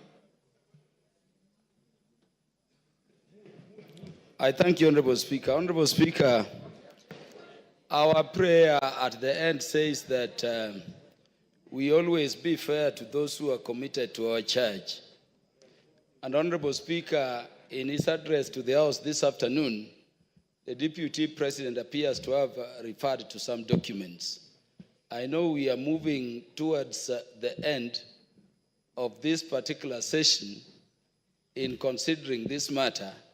And Honorable Speaker, I want to thank you for upholding Article 47 of the Constitution on the right to fairly and secure procedural fairness to every party as required by our Constitution. I wanted to ask Honorable Speaker that so that we consider what the Deputy President is saying in the documents, would I be in order to request the indulgence of the Speaker within the provisions of Standing Order number 1 to adjourn for at least 10 minutes so that we consider what the Deputy President's documents have and come back and make the decisions we need to make.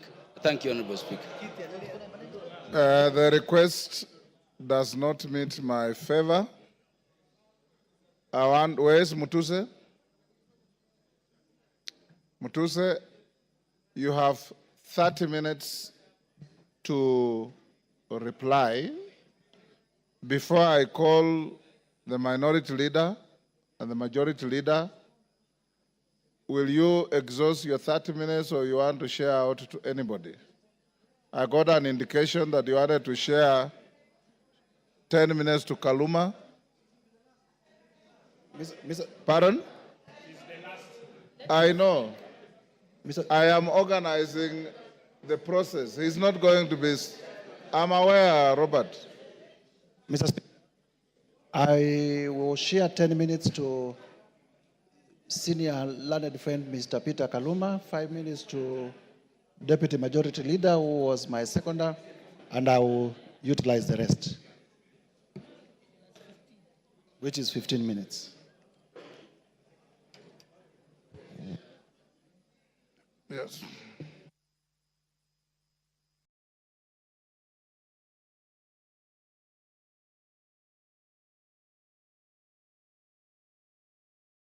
Honorable Mutuse,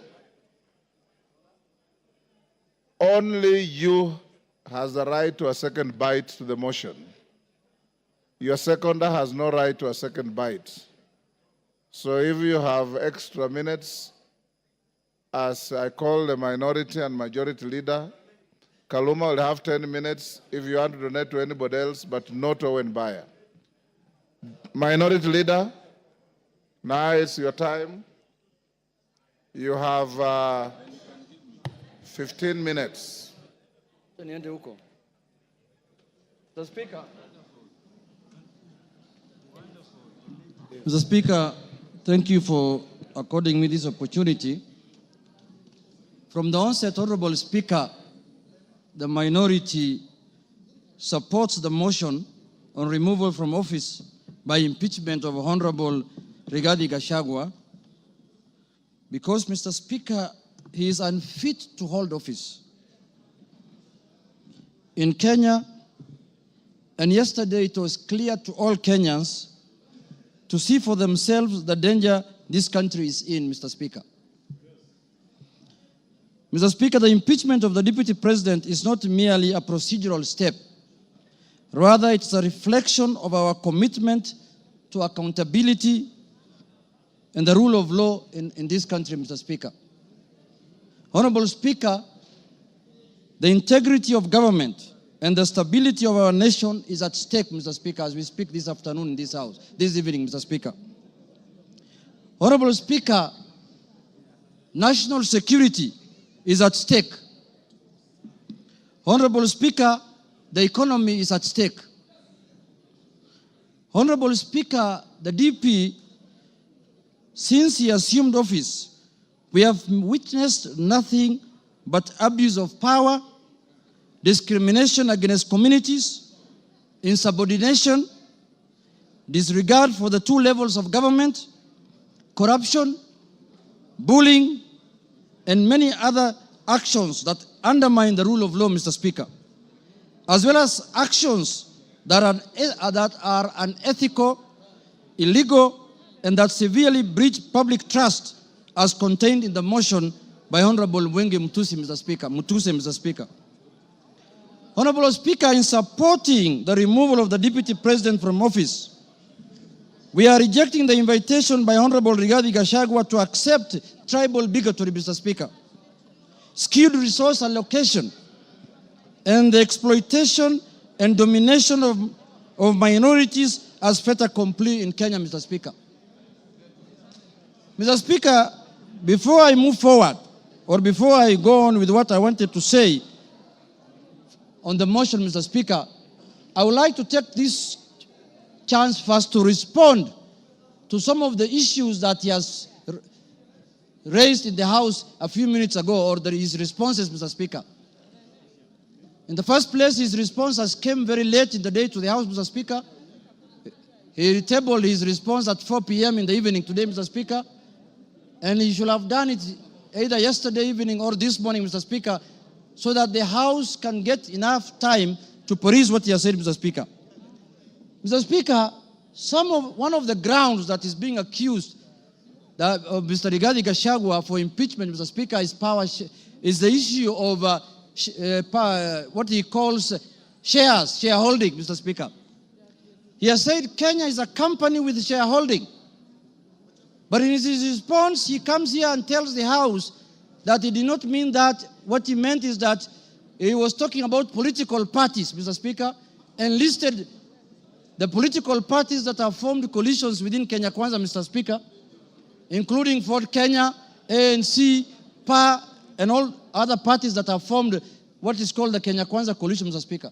Mr. Speaker, I want to contradict what he said by saying that political parties are national in nature. Ford Kenya is a national party. ANC is a national party. All the political parties that formed a coalition with Kenya Kwanza are political parties that are of national, Mr. Speaker. Mr. Speaker, in this country, under the Constitution, you are not allowed to form a tribal party. You're not allowed to form a religious political party, Mr. Speaker. You are not allowed to form a Mulima political party, Mr. Speaker. That is very clear in the Constitution, Mr. Speaker. And if the Deputy President is not aware of that, I can read out for him, Mr. Speaker. Under Article, Mr. Speaker, 91, every political party shall have national character as prescribed by an act of parliament, have democratically elected governing body, Mr. Speaker.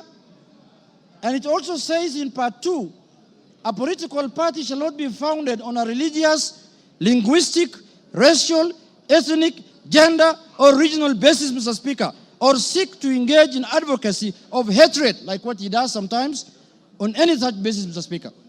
Mr. Speaker, you cannot equate political parties to what the Deputy President has been propagating for the last 2 years in this country, Mr. Speaker. The Deputy President has told Kenyans in no uncertain terms that Kenya is a shareholding company. Order, honorable members. And if you do not vote, for Kenya Kwanza, you do not have any shares, Mr. Speaker. Order, Yegon, and your team. Ngong. Mr. Speaker, members now are excited because they are not happy with the response the Deputy President has given them. Now they want to vote and go home. I know what they are doing. I know, but let's prosecute the matter. We have to respond to the issues he has brought to the House, Mr. Speaker. Mr. Speaker, political parties are not equal to regional and ethnic, conglomerations that the Deputy President has been advocating for the last 2 years, Mr. Speaker. Mr. Speaker, I want to give him a good example like ODM. ODM has sent the other day 6 experts under the broad-based government, Mr. Speaker. 6 experts. Where are those experts coming from? One is from the coast. Beatrice School is from Turkana. Oparanya is from Western. The Attorney General is from Kisumu. Mr. Speaker, him, when he's talking about 30% of Ford Kenya and 30% of ANC, he thinks those positions were given to lawyers as a community, Mr. Speaker. When Ford Kenya is a national party, those positions belong to members of Ford Kenya who are in Mombasa, who are in Migori, who are in Kakamega, who are in Bungoma, who are in Eldoret. Ford Kenya has membership in all the country, has membership, Mr. Speaker. So, Mr. Speaker, that ground is not, he cannot controvert that ground by saying that he was talking about the power sharing within Kenya Kwanza. No, he was talking about ethnic groups, Mr. Speaker. He said this government was formed by 2 ethnic groups, and that's how they are going to share power, Mr. Speaker. So that ground stands, Mr. Speaker, and that ground is impeachable, Mr. Speaker, on the Deputy President. The other issue, Mr. Speaker, I want to respond to that he has raised here, Mr. Speaker, is the issue of national security. He said that the NSIS, Mr. Speaker, can be called out whenever they are out of order, Mr. Speaker. Mr. Speaker, the man Deputy President sits in the National Security Council, Mr. Speaker. He doesn't need to call out any government organ in the streets, Mr. Speaker, like the people who do their things in the street, Mr. Speaker. He's a man who sits in every governance organ of this country, Mr. Speaker. All organs of government, all governing organs are also oversighted by committee of this House, Mr. Speaker. What happens, Mr. Speaker, in this country if every member of parliament goes out there castigating governing bodies and constitutionally created bodies of governance, Mr. Speaker? We are going to have anarchy in this country. Mr. Speaker, I am not convinced that he has answered in any way that question as to why he was castigating bodies like the NSIS and the police out there when he's the Deputy President of the Republic of Kenya. On that ground, Mr. Speaker, I feel he's impeachable on that, Mr. Speaker. He has not given us any sufficient answer to that question, Mr. Speaker. Mr. Speaker, the issue of Justice Maina. He said that he was not attacking her because of the judgments she rendered against him, Mr. Speaker. And he said that he had filed a petition with the Judicial Service Commission, Mr. Speaker. He who wants equity must come with clean hands. You cannot castigate a judge in the rallies, in burials, and then you want JSC to listen to you. You can't have both ways. If he wanted JSC to deal with that matter, if he was unhappy with the way the judge has handled his case, Mr. Speaker, he should not have castigated her in a burial, Mr. Speaker. He should not have talked about her in a very demeaning manner, Mr. Speaker. He should have kept his cool and filed his petition with the Judicial Service Commission, Mr. Speaker. On that account, Mr. Speaker, he has failed the leadership and integrity, Mr. Speaker, under the Integrity Act, Mr. Speaker, and on that account, he's impeachable, Mr. Speaker.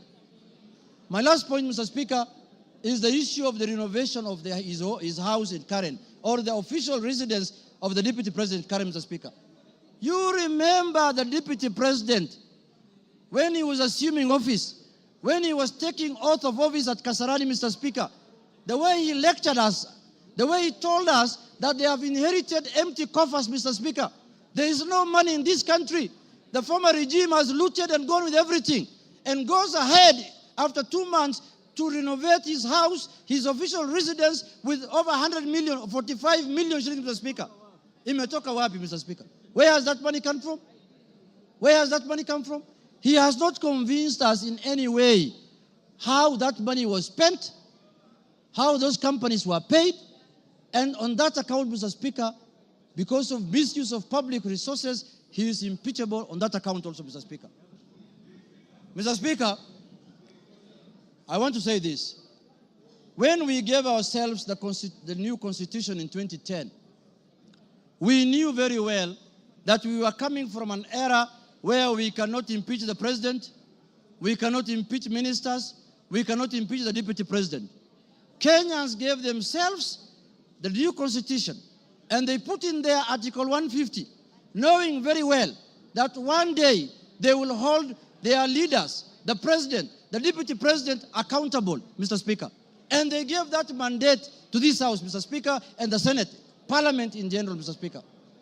Mr. Speaker, I was shocked under the public participation people saying that kufa makanga, kufa driver, Mr. Speaker. We cannot allow the driver to die because it is an issue. We are witnessing a situation where the makanga wants to take the steering by force. And what happens after that? The driver is carrying 55 million Kenyans, Mr. Speaker. We cannot allow the driver to die because 55 million Kenyans are going to die with him. But the makanga, who is just hanging at the door there of the matatu, can go, Mr. Speaker. If he misbehaves, Mr. Speaker. And, you know, if he's not doing his work properly, Mr. Speaker, the easier one to go first is the makanga, because the makanga is the one who should be telling the driver what to do. And they're telling us here, kufa makanga, kufa driver.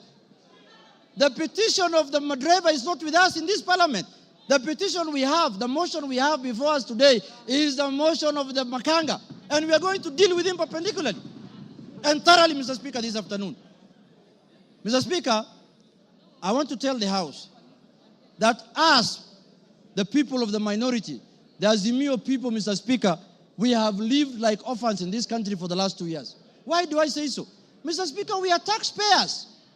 Some of the places that contribute to the highest taxes in this country are areas that are dominated by Azimio people. And then somebody comes here and tells me, you are not a shareholder, you're not going to get services, you're not going to get development. What the hell is that? What the hell is that? Does the taxes that are paid by the Azimio people count for nothing, Mr. Speaker? And it is coming from the high office of the Deputy President of the Republic of Kenya, Mr. Speaker.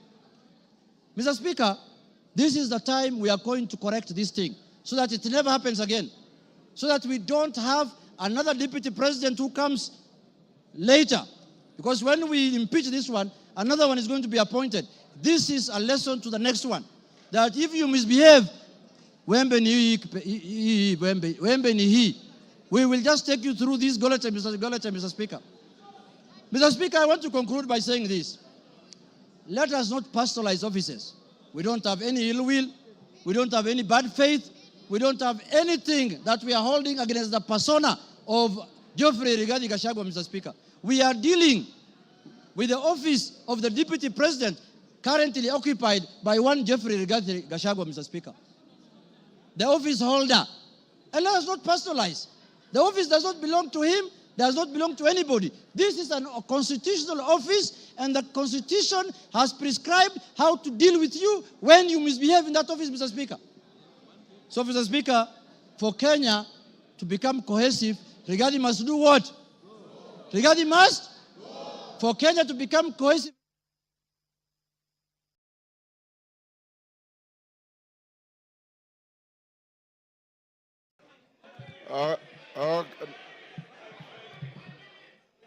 Okay, give him 1 minute.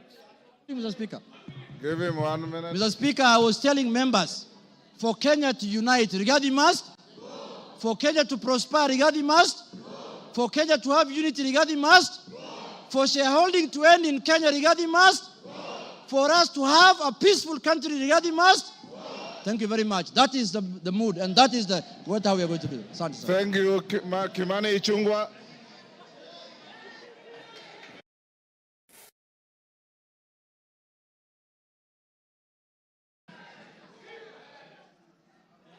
Honorable Speaker, thank you for this opportunity.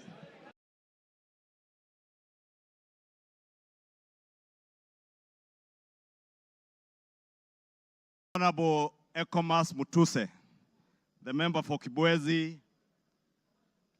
West, approached me with the impeachment motion. Honorable Speaker, I took some time not just to go through the grounds that he had stipulated for the impeachment of the Deputy President, but also to reflect on what Honorable Mutuse was asking me, not just as a member of parliament for Kikuyu and leader of majority party in this house to do, but also took time to reflect and ask the Almighty God to guide me and give me wisdom to do the right thing. Honorable Speaker, I pray to God that the Almighty God may give me wisdom to do that which is right. And not just what is right, Honorable Speaker, but also what is just. Just to the outgoing Deputy President of the Republic of Kenya, but also just, more importantly, just to the people of Kenya who turned out in their numbers in 2022 to vote in a government that they believed would create cohesion and unity and offer them opportunities to excel and prosper as a people. Honorable Speaker, as I prayed for wisdom, I was also conscious that what is right is not always easy. And what is right is not always popular. And being a son of the mountain, representing people of the Mount Kenya region, Honorable Speaker,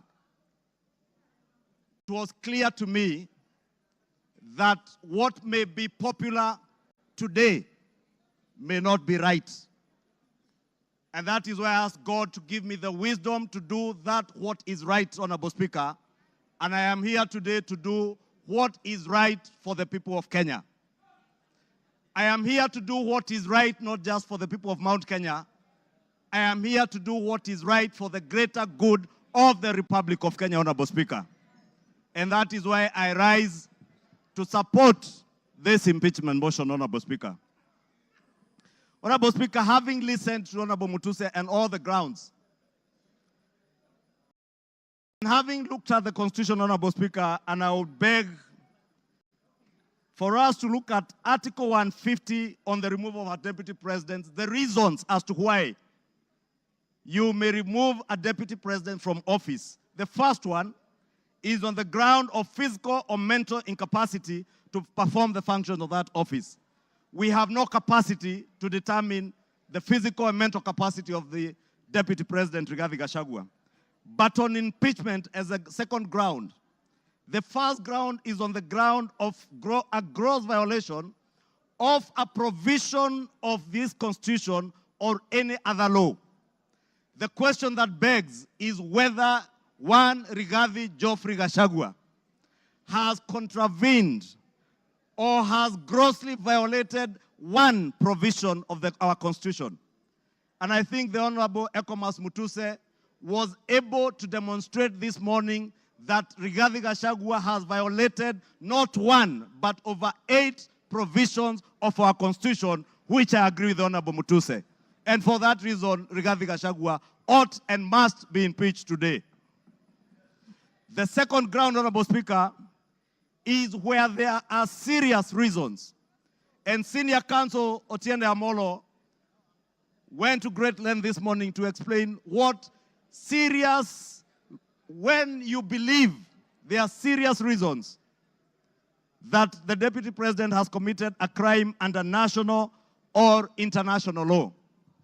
Honorable Speaker, behind the veneer of humility that you have seen here this evening, behind the veneer of humility that Kenyans saw on national TVs on Sunday, pretending to apologize, is a dark face of violence.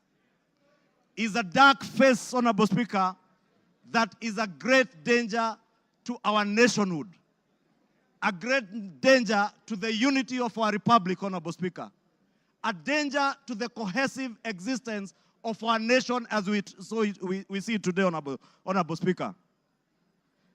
On the first ground, Honorable Speaker, on the remark of Serikali ni kampuni, it pains me, Honorable Speaker, as I say, not just as leader of majority, but as a member of parliament of Kikuyu constituency, and also as a son of the mountain, where I come from. That, Honorable Speaker, today, the community I come from is being depicted as a community that is entitled and privileged. We are a community, Honorable Speaker, that has love for other Kenyans and other communities in our republic. We are a community that is known for our hard work and resilience, not for entitlement. We are a community that is peace-loving and that believes in the unity of one indivisible nation and Republic of Kenya. Rigathi Gachagua does not believe in an indivisible country. He believes in parochial, selfish, regional, and sectarian interests. And for that reason, Honorable Speaker, we ought and we should impeach the Honorable Rigathi Gachagua.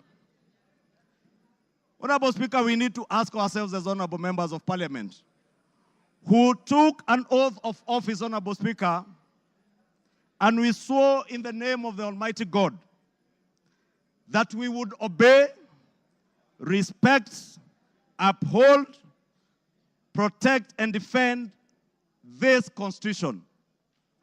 And today, Honorable Speaker, what we are being asked to do is to recall those words of the oath of office that we all took either with the Bible or with the Holy Quran in our right hands, Honorable Speaker, that for a man who has grossly violated our Constitution, whether we will stand up today to be counted as protecting and defending this Constitution by sending home one Rigathi Gachagua, Honorable Speaker.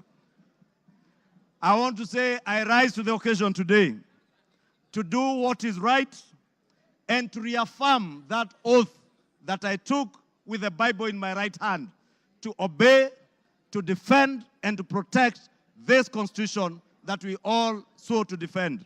And I call upon all of you, honorable members, to defend this Constitution. Honorable members, for Kenyans around the country who watched in disbelief as the Honorable Rigathi Gachagua went to great length, and the Honorable Otiende Amolo told us this morning, if you have to spend 2 hours on national TV to defend corruption and tell the world how you are not corrupt, you are definitely corrupt. Honorable Speaker, the Deputy President with his legal team submitted their defense late at 4 p.m. this afternoon, imagining that we will not have the time to go through this voluminous document. If you go through what Rigathi Gachagua was telling you here, on Olive Garden Hotel, he claims that this hotel was sold by executors to a third party. Honorable Speaker, if you peruse through the documents, the third party that is said to have bought this hotel, Honorable Speaker,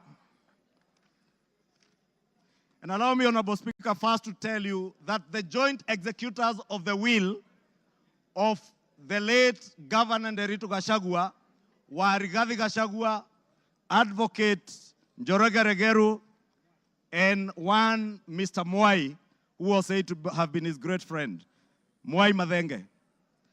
And Honorable Speaker, if you read the report filed in court by the joint will executors, filed on the 27th of June this year, it says in the report that the joint will executors will make decisions independently of the beneficiaries and without influence from any beneficiary, except for one who is both a beneficiary and an executor. The joint will executors does not have the same attributes and mandates as for trustees, where beneficiaries would play a part assisting in decision making. What this is saying, Honorable Speaker, a document filed in court, is that Rigathi Gachagua, as a joint will executor, was also a beneficiary of the estate of his late brother. He was not only a joint will executor, he was also a beneficiary, and he was also a purchaser for value of the estate of his late brother. Olive Gardens is said to have been sold to one gentleman that many of us know, the Honorable Gishimu Githinji, the member for Gishugu, will tell you that the gentleman who is listed here as a purchaser for value for Olive Gardens One Peterson Jomo Mushira was a candidate in Gishugu constituency. He is a direct proxy of one Rigathi Gachagua. And Honorable Speaker, I must confess, and I am sorry to my friend Peterson because I know him. I just called him this afternoon when I saw this document. And I asked him whether TM Civil Engineering Limited is his company, and he confirmed to me it is indeed his company. I therefore want to tell you Olive Gardens was purchased through the proxy of Peterson Jomo Mushira with 0 shares and TM Civil Engineering Limited with 6,000 shares. Those who have visited the Annex House, the office of the Deputy President, know this Jomo is a permanent fixture in the office of the Deputy President, and therefore his direct proxy. Honorable Speaker, we are also told, Honorable Speaker, that these very hardworking young Kenyans, in the names of Keith Ikino Rigathi and Kevin Gachagua Rigathi, who are listed on the CR12 of the documents that were tabled this afternoon by Rigathi, are shareholders of Vipingo Beach Resort that owns the Vipingo property in Kilifi County, the one the Honorable Chonga was speaking about. Rigathi Gachagua told Kenyans on national TV that this property is still owned by the family and therefore is still part of the estate. Keith Ikino and Kevin Gachagua, his sons, were not joint will executors of the estate of Nderitu Gachagua. And the owners who are listed on this CR12 is Keith Ikino Rigathi, Kevin Gachagua Rigathi, and the estate of the deceased James Nderitu Gachagua. It is a rather ingenious way of trying to hide behind the estate of his late brother. And how shameful, Honorable Speaker, that the Deputy President of the Republic of Kenya would hide behind the veil of the estate of his late brother to disguise what is outright proceeds of crime, because he is a purchaser of this property, and that is why his 2 sons are listed as directors and shareholders of Vipingo Ridge, of Vipingo Beach Resort. But he was on national TV telling Kenyans, this is a property that belongs to the family, and we have decided to keep it. This is a House of Records, Honorable Speaker, and it is good we gave the Honorable Rigathi Gachagua an opportunity to be heard so that we can expose his lies in broad daylight or this early in the evening. And I want to tell Kenyans and all of you members, save this country from this dark face, Honorable Speaker, honorable members. Save this country, Honorable Speaker. Honorable Speaker, because of time, I know there was alluding, Honorable Speaker, if you look at the time this company, Vipingo Beach Resort, was formed, it was founded on 5th August 2008.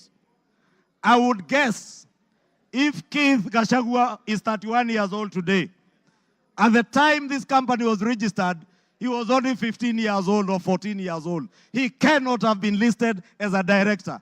His younger brother must have been 12 or 13. For heaven's sake, Deputy President, give some credit. Honorable Speaker, we also had the issue of shareholding, Honorable Speaker.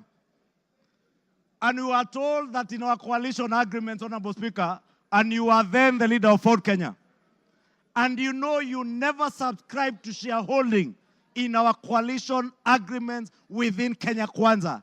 Anybody who subscribed to the Kenya Kwanza coalition was subscribing not to shares, but to an ideology, a shared ideology, not shareholding, as Rigathi Gachagua wants Kenyans to believe. Honorable Speaker, let me finish by saying, Honorable Speaker, that the mountain is intact. The mountain is intact. The mountain is intact. The mountain is intact. The mountain is named after Kenya because it belongs to all the people of Kenya. We must end ethnic balkanization.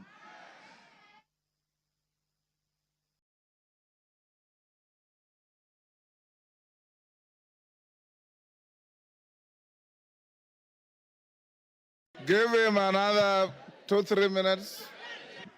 Honorable Speaker, I was saying to conclude, to end the balkanization of our country into ethnic fiefdoms under the control of warlords, we must send Rigathi Gachagua home today. To end divisive politics in our country, Rigathi must. To end the culture of impunity, conflict of interest, abuse of office, state capture, and corruption in high office, Rigathi must. For accountability, for there to be integrity in the political governance of our country, Rigathi Gachagua must. For leaders in high office to bear policy and political responsibility, Rigathi Gachagua must. For national unity, for the fight against graft to bear fruit, for peace and prosperity of our nation as one indivisible whole, one nation under one flag, one people who love their country, who love peace, who want to see a cohesive and working government serving them. Rigathi must? Rigathi must? I submit Rigathi must go. Thank you. Order. Honorable members, order. The honorable mover has donated his time as follows. Charles Nguna, CNN, you'll start with 2 minutes. Omboko Milemba will follow with 3 minutes. Peter Kaluma will follow with 10 minutes, and then he himself 15 minutes. So, CNN, Charles Nguna. Thank you, Mr. Speaker. Mr. Speaker, let me thank the Kenyans who just expressed their views during public participation on this matter, Mr. Speaker. And to add this, I keenly followed and listened to the Deputy President yesterday, His Excellency. And Mr. Speaker, based on all what is said, we saw a lot of differences, rift, contradictions, divisions, which are totally eminent we are going to have in future, Mr. Speaker. Mr. Speaker, it is inevitable that we are going to have battleground between His Excellency the DP and His Excellency the President. And when the bulls fight, Mr. Speaker, grass suffers, Mr. Speaker. And it's that's why I'm saying that if we continue keeping one of them in the office, Mr. Speaker, Kenyans are going to suffer most, Mr. Speaker. And based on my wisdom, for prosperity and also for development, for what we call prosperity and patriotism, and for us to live in an amicable manner and peaceful manner, Mr. Speaker, we have to separate the two bulls, Mr. Speaker. And the motion today, it is for Rigathi to go, not for William Samoei Ruto. With those few remarks, Mr. Speaker, I support. Omboko Milemba. Honorable Speaker, there's a question which makes me stand to speak on. And I want Kenyans and possibly the members who can listen to me to realize that one issue that has not been answered consistently is the question of chairs. Yesterday I listened to the Deputy President and today also. Whenever he's asked about chairs, Honorable Members, Speaker, can we reduce our levels of conversation? Thank you, Honorable Speaker.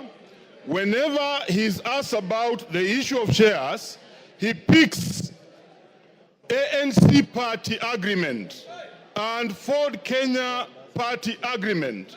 And instead of answering that question, he hides in it. Finally, Honorable Speaker, I'm now holding the reply by Honorable Gachagua, and on page 333, the agreement is annexed. And I want to demonstrate to this parliament that what you have been told was wrong. Because that agreement does not talk about just power sharing for a region.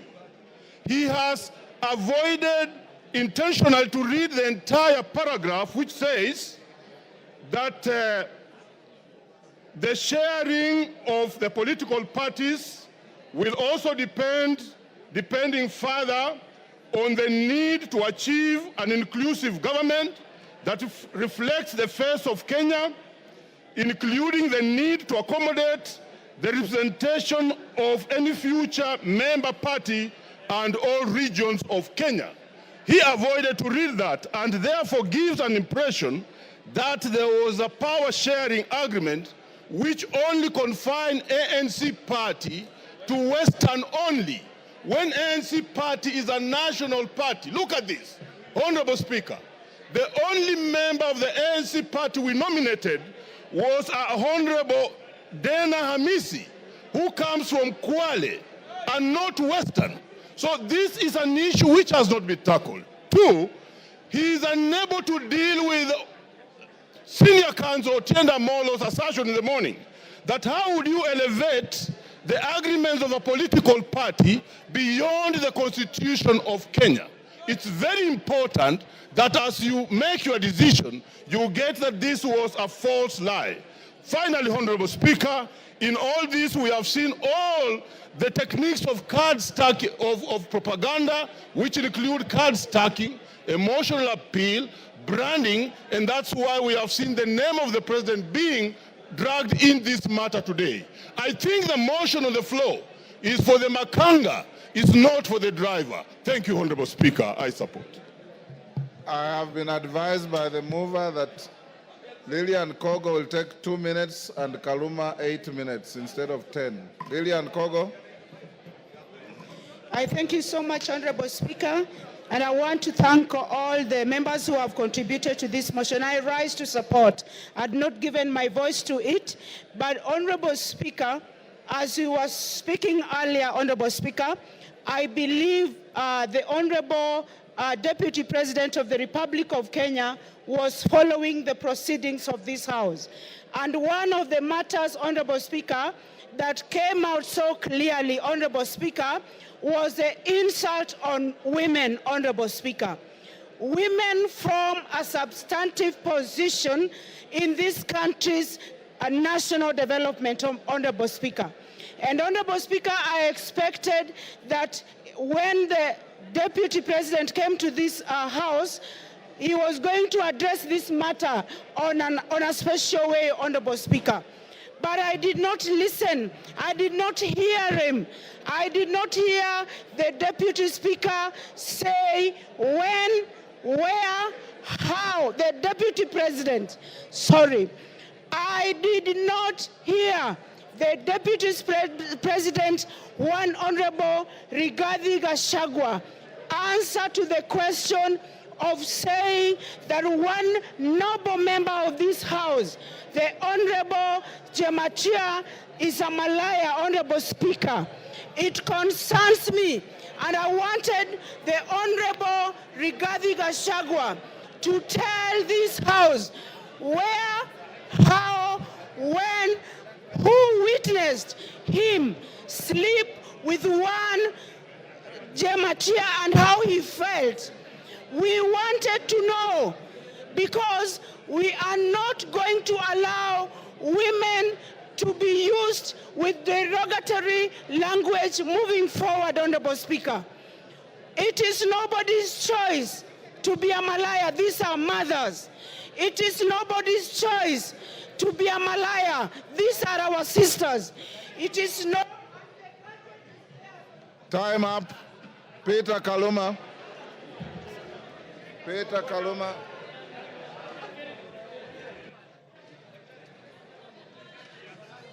Peter Kaluma. Honorable members, I thank you.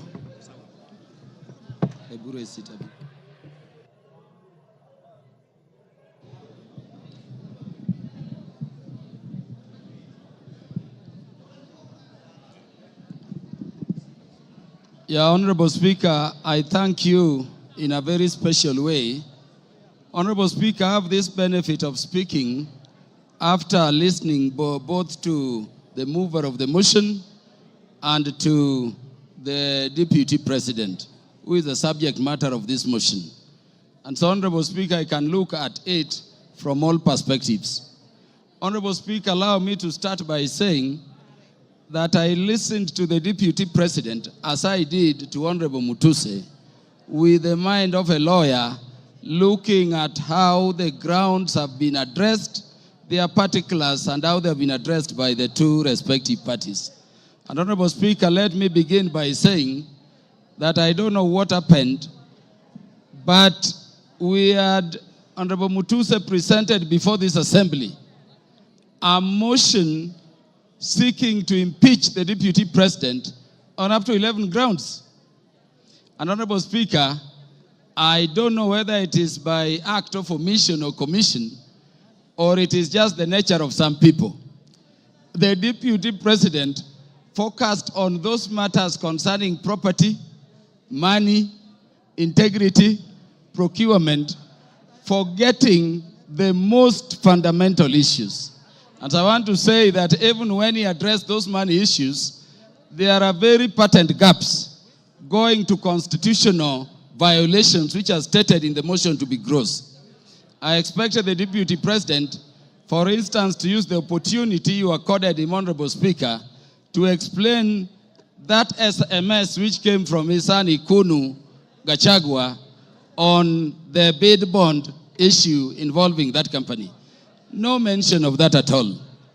Honorable Speaker, before I go to the matters I want to address in substance, let me thank you, the Honorable Speaker of the National Assembly, for ensuring that the process this House is going through has been very fair.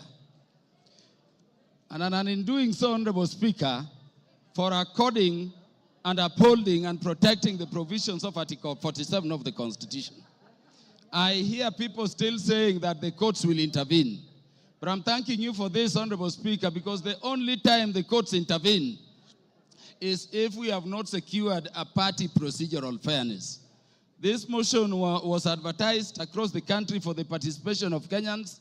And Honorable Speaker, allow me to reiterate this short data in 1 minute. 146,429 Kenyans said that the Deputy President should be impeached.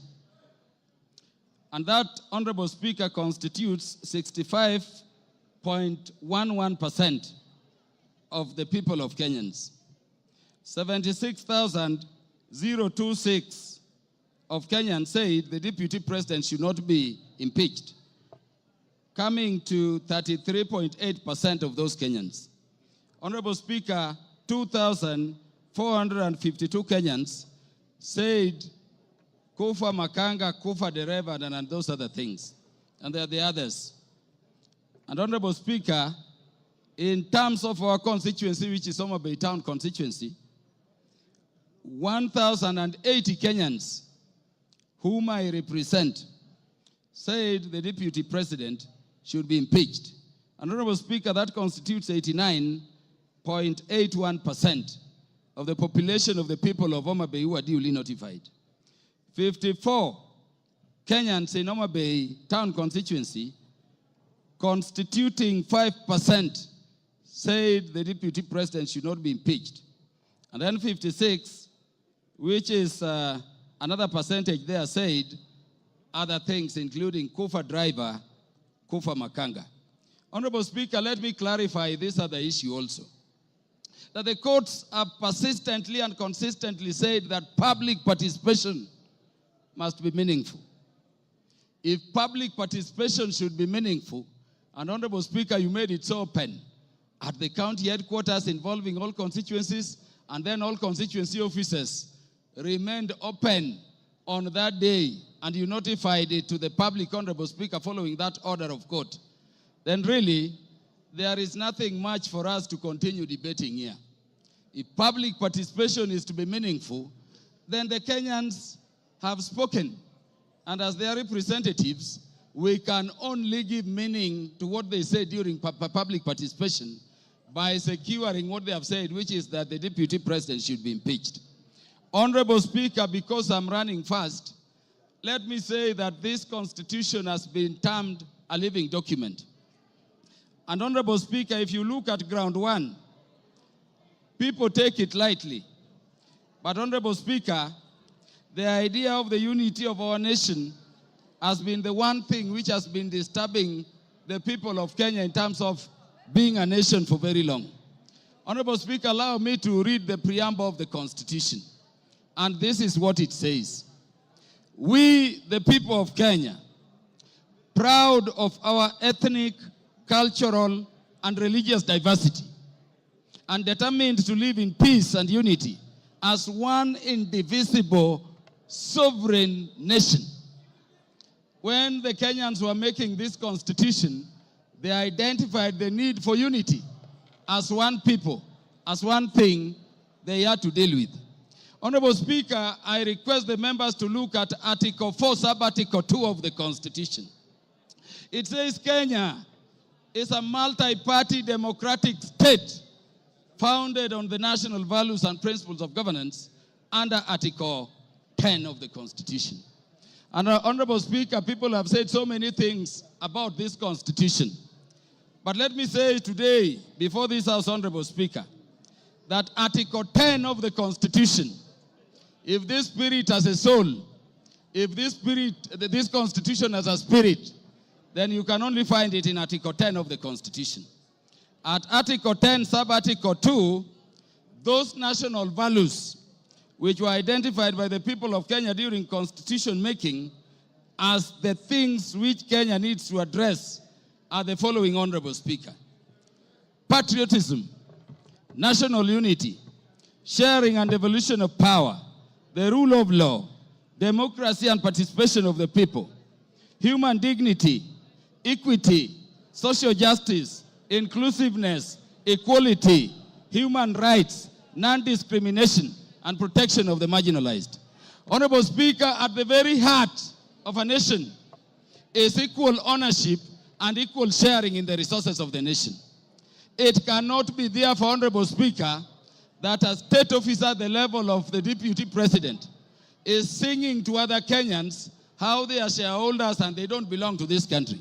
And Honorable Speaker, it saddens me that having given him the opportunity, the Deputy President did not proffer a defense, the Deputy President did not offer an apology, but the Deputy President said other people are also doing it.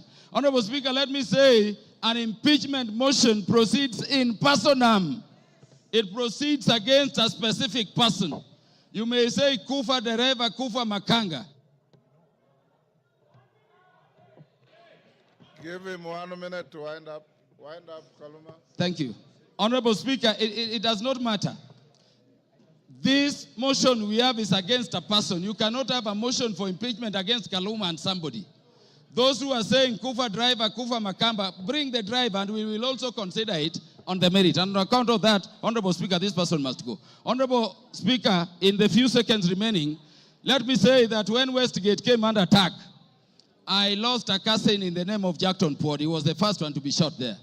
When Garissa University came under attack, Honorable Speaker, I lost Solomon Oludo from Marindi, a son of our land I educated at Ubiero Primary School. Honorable Speaker, we have no problem holding the security apparatus of the nation, to account. But Honorable Speaker, we cannot have a situation where you talk that recklessly in public about our national intelligence service being dysfunctional. For a state which is permanently under terror, target, and attack. And by the way, in the Security Committee, each minute, we are fighting terrorists. You cannot speak that way and come back and say it is normal. Honorable Speaker, how can you be a principal assistant to the president when each time the president leaves the country, you are organizing rallies to incite ethnic animosity against your own government? Honorable Speaker, how can you be a principal assistant to His Excellency the President. When the President is having a press conference in Nairobi and you are having a separate one, instead of standing with him to calm the nation, from Mombasa to say that the President, in fact, there is a problem and is a dysfunction in government. Time up, Mutuse. You have 15 minutes. Very good. Thank you, Mr. Speaker. Thank you, Mr. Speaker.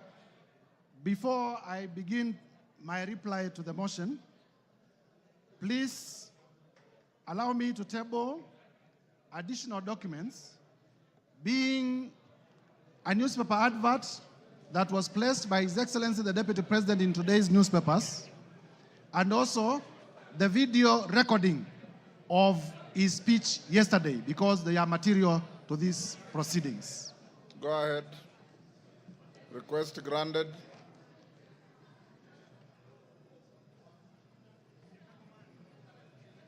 Mr. Speaker, I have tabled the two documents, electronic and physical, because during the course of this debate, members in many instances had referred to them, and therefore it is only fair that they are part of the record. Number two, Mr. Speaker, allow me to thank... The documents were available to me earlier, and I ruled that they are admitted. Thank you, Mr. Speaker. Yes. I want to be very brief because I know the National Assembly of the Republic of Kenya wants to make a decision on the matter of impeachment of His Excellency Rigathi Gachagua. Mr. Speaker, to begin with is to thank colleague members of Parliament from both sides of the House for the robust debate in terms of the motion that we presented before the House this morning. Mr. Speaker, I also want to thank Kenyans in their millions from all over the Republic, because in the course of this debate, Kenyans have been commending, Kenyans have been exercising their democratic right through public participation, through their right to odd opinions, and we have not witnessed a single incident of violence anywhere in the Republic. There had been vitisho that if you table an impeachment motion for a person of the magnitude of the Deputy President, there may be violence, people will lose lives, but I thank Kenyans because Kenyans have proven once again that we are a peaceful country and we are able to engage in our democratic processes without violence. Mr. Speaker, allow me to re-examine some of the few issues that have come through the response. First is to let Kenyans know that His Excellency Rigathi Gachagua has filed a response of 501 pages, and the response has come at 4 p.m., and I was only able to be given the response about an hour ago. And therefore, in terms of the doctrine of equality of arms, I feel that I needed adequate time so that I may be able, during my reply, to respond to some of the things that he has raised in his response. However, be that as it may, I want to refer members to page 99 of his response. In the morning, I did tell members that His Excellency Rigathi Gachagua has acquired properties through corruption and through money laundering. And when he has come before this House, he has told you that the hotel that he acquired in Nyeri was acquired through a loan. However, the only document exhibited as evidence of that loan is a letter of offer from Credit Bank Limited. There is no evidence exhibited by Mr. Rigathi Gachagua, the current Deputy President, to the effect that the loan was actually finalized, to the effect that he actually got the loan. Mr. Speaker, as a term of the letter of offer, in terms of lien and set-off, and I read, a lien and set-off of a fixed deposits of LN Crystal Kenya Limited for an aggregate amount of 300 million Kenya shillings. Interest accrued shall be credited to your deposit settlement account. Mr. Speaker, in simple terms, what this means is that Mr. Rigathi Gachagua had a fixed amount in cash of 300 million in his account, which was going to be used as a security. I asked Mr. Rigathi Gachagua to tell us where he had gotten these 300 million, if my allegations that he's laundering money are not true. And therefore, by virtue of his response, it confirms my assertions that he has monies, he has wealth, he has cash that is suspect. If you may give me my phone. In terms of whether Kenya is a company or not. Do you want information from member for West Mugirango? Yes, you may. Go ahead. Mr. Speaker, I want to inform the Honorable Mutuse that the director for Credit Bank Kenya Limited is one Grace Nyachai, who hails from Nyeri and is a relative of His Excellency Rigathi Gachagua, and therefore I say no more. I thank you, Mr. Speaker. Mr. Speaker, it is important for this House to note that in the morning, I did present evidence of suspicious money transactions. I did present evidence that His Excellency Rigathi Gachagua, either by himself or through relatives or through proxies, has acquired properties that are way beyond his known sources of income, and that evidence remains uncontroverted. Turning, Mr. Speaker, to the issue of whether Kenya is a company owned by shareholders. Mr. Rigathi Gachagua is playing with the intelligence of members of parliament and with the intelligence of Kenyans by attempting to twist facts. First, in terms of the law, companies are registered under the Companies Act. They are not registered under the Political Parties Act. So to come before Kenyans and to say that there were coalition agreements registered and therefore those coalition agreements are companies is to play around with our intelligence, because we know companies are registered under the Companies Act, they are not registered under the Political Parties Act. Further, Mr. Speaker, this Rigathi Gachagua was selectively chosen the sections of the Kenya Kwanza coalition agreement to rely on, and he has failed to read the document in whole. Under clause 20 of the Kenya Kwanza coalition agreement, that clause provides as follows: that there is need to achieve an inclusive government that reflects the face of Kenya. Rigathi Gachagua chose not to tell us that the coalition agreement also talked about the face of Kenya and not a company of some people to the exclusion of others. Clause 6 of the Kenya Kwanza coalition agreement provides for respect for constitutionalism. The articles of the Constitution that I stated. It provides for respect to the rule of law. It provides for respect to the national values and principles of government under Article 10. And it provides for respect to devolution. Mr. Rigathi Gachagua did not tell us that. Clause 22G of the coalition agreement among the Kenya Kwanza political parties provides that there will be adjustments that may be necessary to accommodate the development priorities of other parts of the country to ensure equitable distribution of Kenya's national resources and wealth for the benefit of every citizen and every part of Kenya. This Mr. Rigathi Gachagua could not tell you because it was going to destroy his case. And therefore, honorable members, I urge you to find that Mr. Rigathi Gachagua, in his assertions about shareholding and a company, it was not in reference to political parties, it was in reference to regions, it was in reference to communities, and the evidence that we provided remains uncontroverted, and this ground must be confirmed. Mr. Speaker, on the issue of KEMSA, again, to show a man who is a flip-flop, yesterday on live television, Honorable Rigathi Gachagua admitted that he personally called Dr. Andrew Mulwa by his own phone yesterday on television. Today, appearing before us, he denies that he did not call him. So, which part of his testimony do we believe?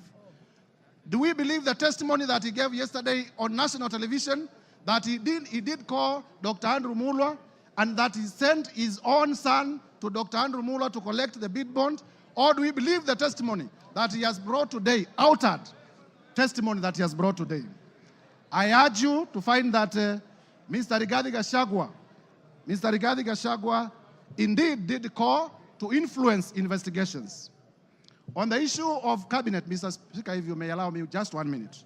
On the issue of cabinet resolution, he has admitted and proceeded to justify that despite the existence of a valid cabinet decision in a cabinet meeting that he sat, he chose to defy that cabinet decision. And for that reason, Mr. Gachagua, by his own admission, must be removed from government. Mr. Speaker, as I conclude, this is the National Assembly of the Republic of Kenya. And for the National Assembly of the Republic of Kenya to assert its constitutional authority, Mr. Rigathi Gachagua must be impeached today. I urge members. Mr. Rigathi Gachagua, we have heard from members here, has made inflammatory remarks against the women of the Republic. For the respect of the women of the Republic of Kenya, Mr. Rigathi Gachagua must be impeached today.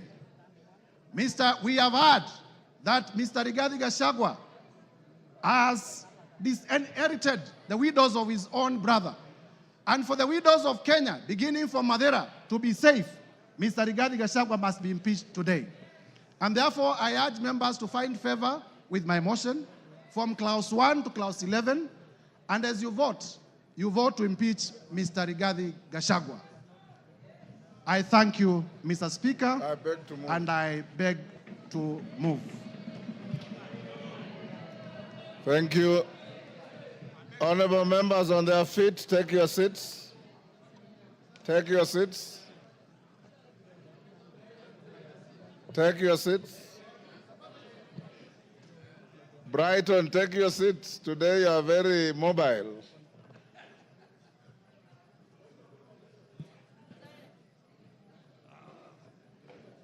Honorable members, order.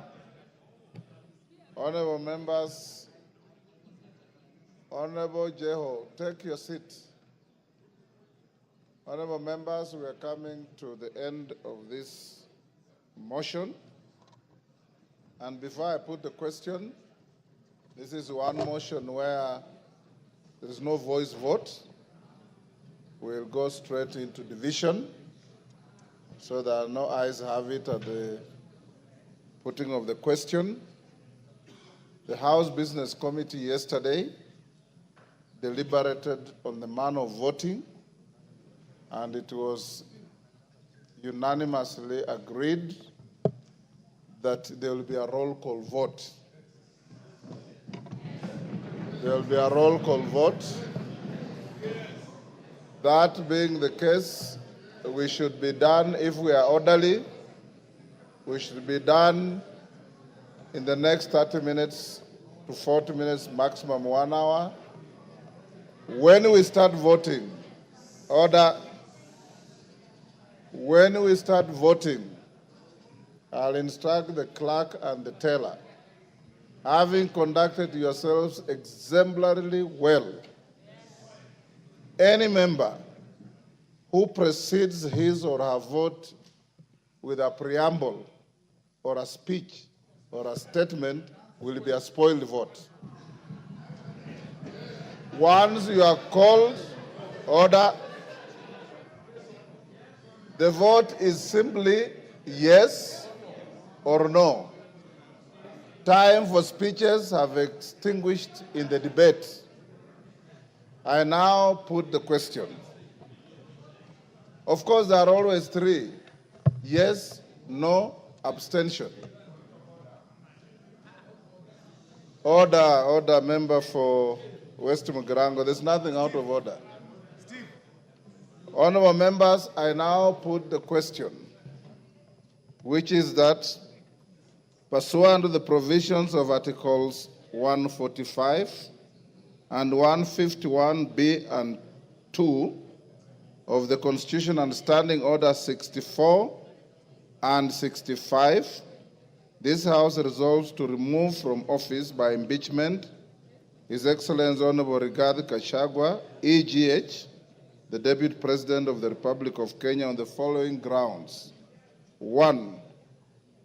Gross violation of Articles 10(2)A and B and C, 27(4), 73(1)A, 2 and B, 75(1)C, 129(2) of the Constitution, and Article 147(1) as read together with Article 131(2)C and D of the Constitution. 2. Gross violation of Articles 147(1) and 152(1) of the Constitution by undermining the President and the Cabinet and the effective discharge of the national government executive mandate. 3. Gross violation of Articles 6(2), 10(2)A, 174, 186(1), 189(1), and the fourth schedule to the Constitution by undermining devolution. 4. Gross violation of Article 161 of the Constitution on the institutional and decisional independence of judges. 5.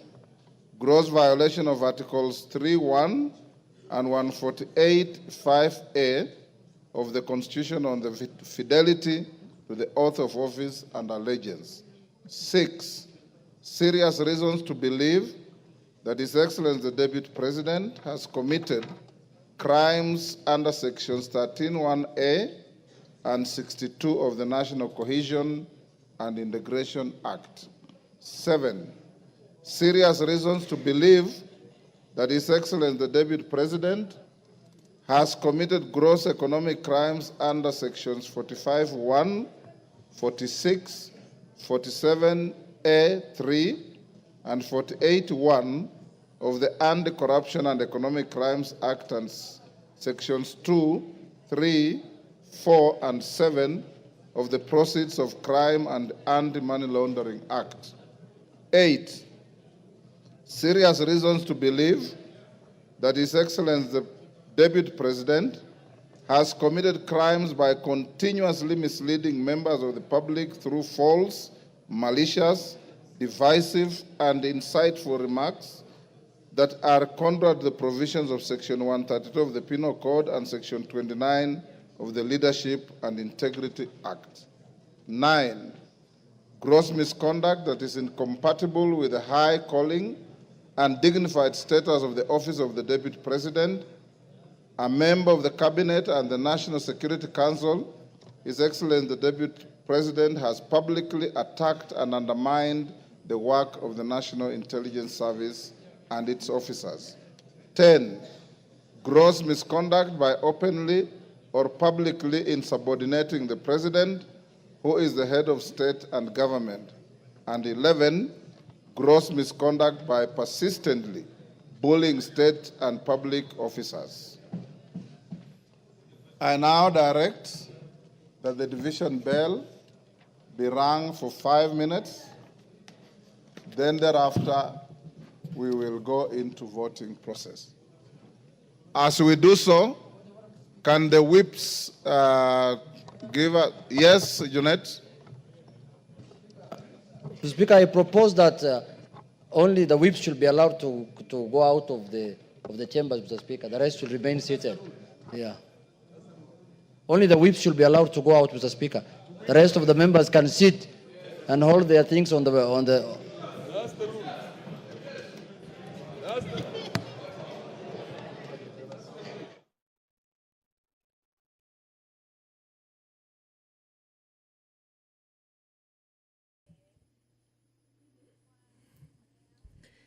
Good evening. If you're just tuning in, the National Assembly has been debating the special motion by the Honourable Member Mwengi Mutuse on the proposed removal by impeachment of His Excellency Rigathi Gachagua, the Deputy President of the Republic of Kenya.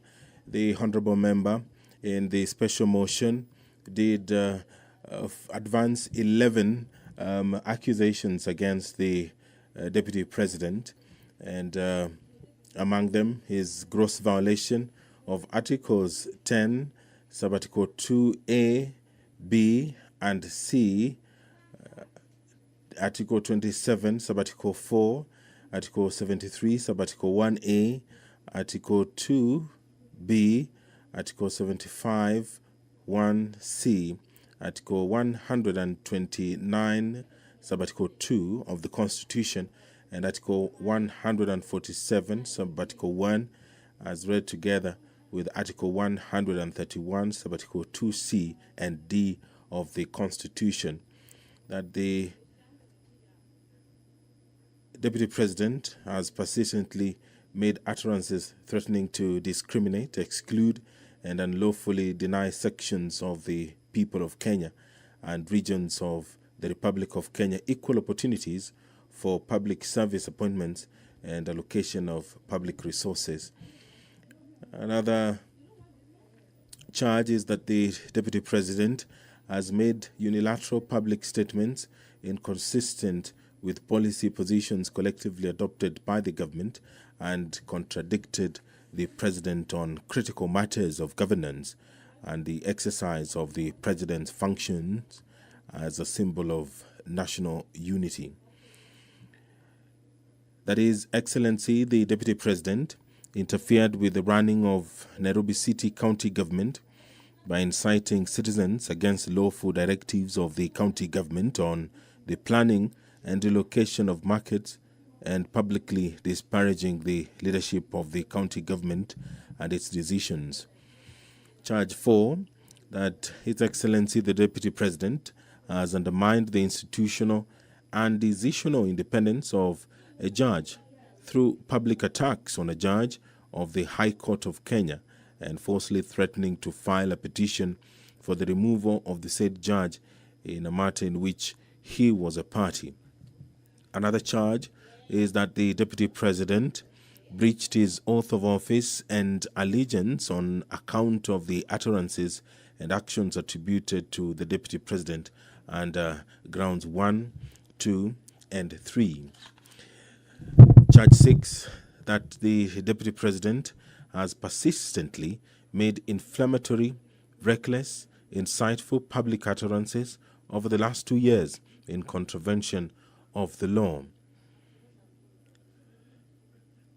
Charge 7, that His Excellency the Deputy President has committed gross economic crimes, namely conflict of interest, abuse of office, and conspiracy to commit crimes under sections by inexplicably amassing property estimated at 5.2 billion shillings that is incompatible with his known legitimate income and by trading with the office of the Deputy President through proxies. Another charge is serious reasons to believe that His Excellency the Deputy President has committed crimes by continuously misleading members of the public through false, malicious, divisive, and insightful remarks that are contrary to the provisions of Section 132 of the Penal Code and Section 29 of the Leadership and Integrity Act. Charge 9, gross misconduct that is incompatible with the high calling and dignified status of the office of the Deputy President, a member of the Cabinet and the National Security Council. His Excellency the Deputy President has publicly attacked and undermined the work of the National Intelligence Service and its officers. Charge 10, gross misconduct by openly or publicly insubordinating the President, who is the head of state and government, and Charge 11, gross misconduct by persistently bullying state and public officers. The Deputy President was some minutes after 5 p.m. given the opportunity by the National Assembly to defend himself against these 11 allegations that have been leveled in this special motion which the members of the National Assembly have been debating today. And right now,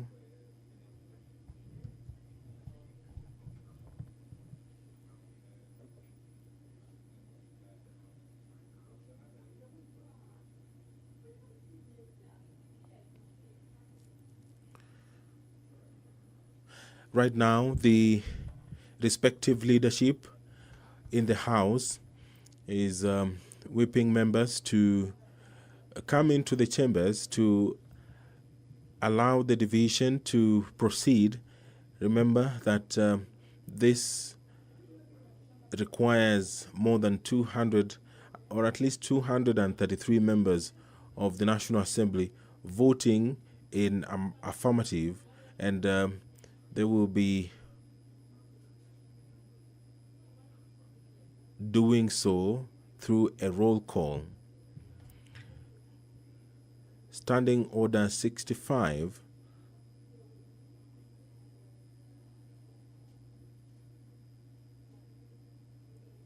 Standing Order 65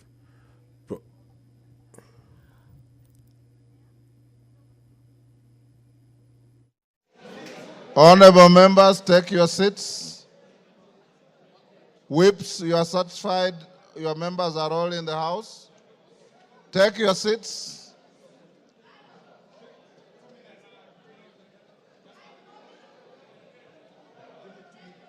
Okay. You have 2 minutes. Members who are on their feet, take your seats. Thank you.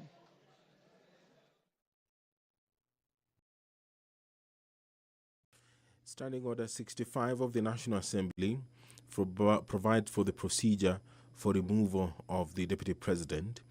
And it says that where a member proposes the removal of the Deputy President on the grounds of physical or mental incapacity in terms of Article 150, Sub-Article 1A of the Constitution, Standing Order 63, which talks about procedure for removal of President on grounds of incapacity, shall, with necessary modifications, apply. You'll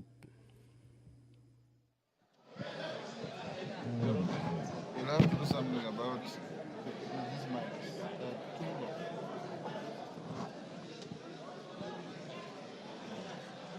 Take your seats, honorable members.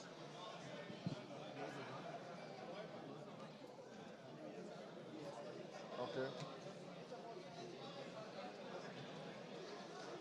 Osoro and Millie, are all your troops in the House? I want to draw the bar.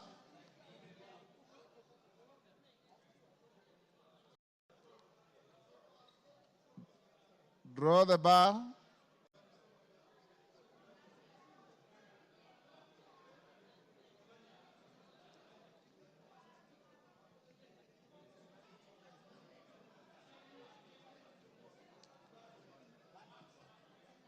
Take your seats.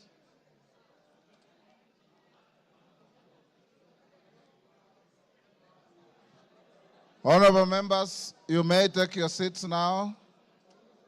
Honorable Dani Wanyama, take your seat. Honorable Minority Whip, take your seat. Honorable members, I have been given the following as whips, as tellers. For the ayes, the Honorable Zaire Janda, MP, and the Honorable Jared Okello, MP. For the nays, the Honorable Onesmus Ngogoyo and Honorable Jane Njeri. You may come forward and join the clerks at the table. Now the voting order, the voting will be as follows. Order. We will start by calling out the Honorable Samal, member for Isiolo. Is it West? Isiolo North. You all know Honorable Samal has a condition and he needs to be assisted. So the clerk and the tellers will go to where he is. The clerk and one on either side go and take Honorable Samal's vote. Once you are done, the constituencies are numbered alphabetically from A to Z. So we'll start with Probably Aina Moi is normally the first and will end up with the last. Pardon?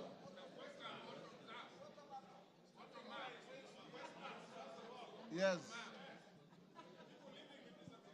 Okay, Njoroge, take the vote of Honorable Samal, Honorable Kosgei, and Honorable Wanyonyi. Then go alphabetically for everybody else. And when voting is going on, members, you must remain in your seats.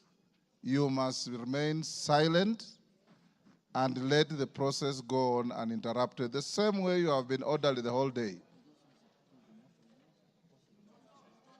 Of course, I put the question, pardon? Yes?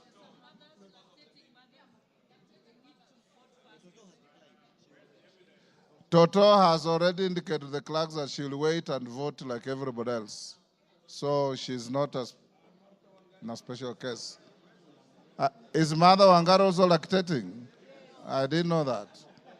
Now, clerk, those who are supporting the motion are voting yes.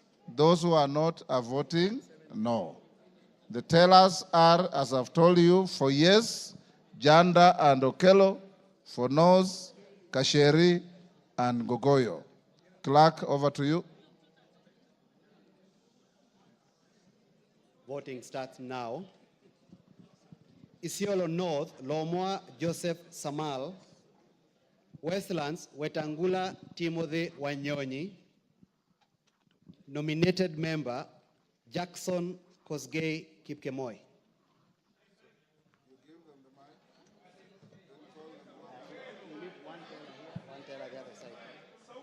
Who will go there? Go.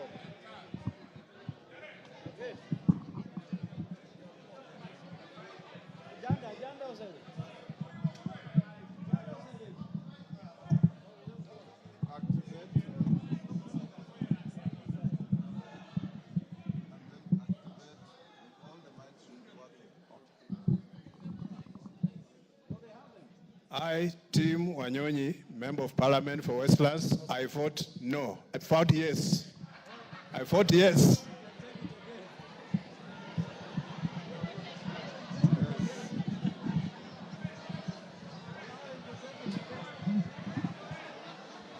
Order, honorable members. He has voted yes. Order. I, Jackson Kipkemoi Kosgei, nominated Member of Parliament, I vote yes. Yes. I'll stop them.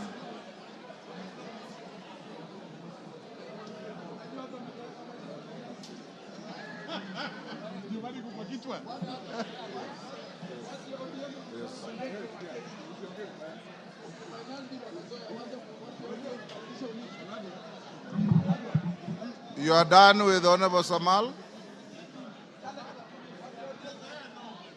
He can't talk. Honorable members, for the rest of the members, when your name is called, don't repeat your name. Just vote yes or no. Okay, go ahead, Njoroge.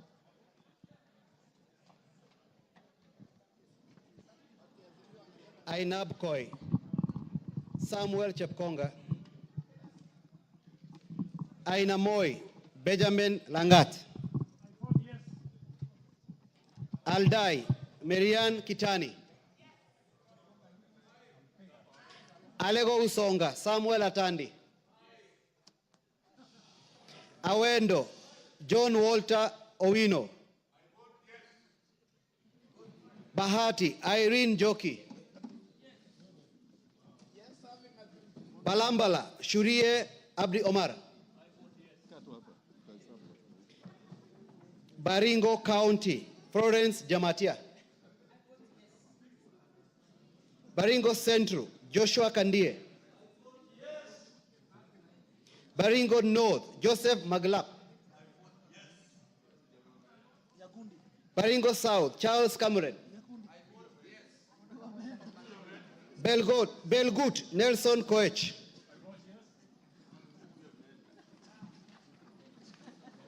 Bobasi Innocent Obiri.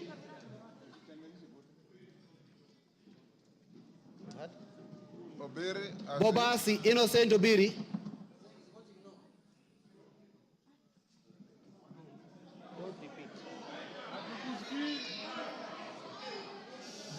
Bamachoge Borabu Nolfason Obadia. Bamachoge Chache Alpha Miruka Ondieki. Bomet County Linet Chepkorir Toto.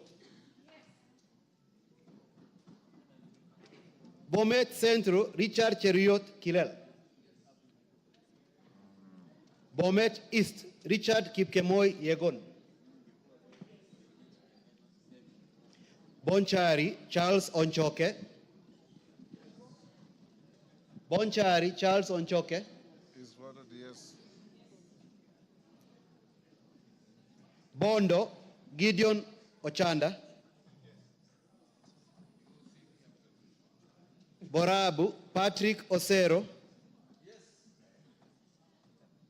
Budalangi Raphael Sauti Bita Wanjala. Bomula Nelson Jack Wamboka. Bungoma Kadri Nanjala Wabilianga. Bura Kuno Yakub Ado. Bureti Kibet Kirui Komingoi. Busia County Omanyo Kadri Nahambi. Omanyo Kadri Nahambi. Butere Nicholas Tindi Mwale. Butula Joseph Oyula.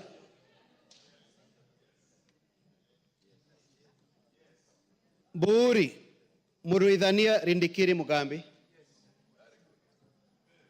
Central Imenti Moses Nguchine Kirima. Central Imenti Moses Kirima Nguchine.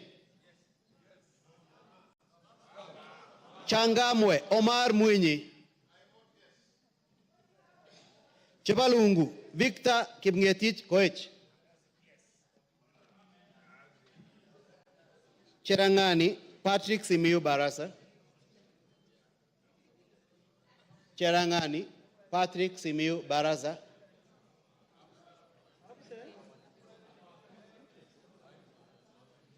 Chesumei Paul Biego.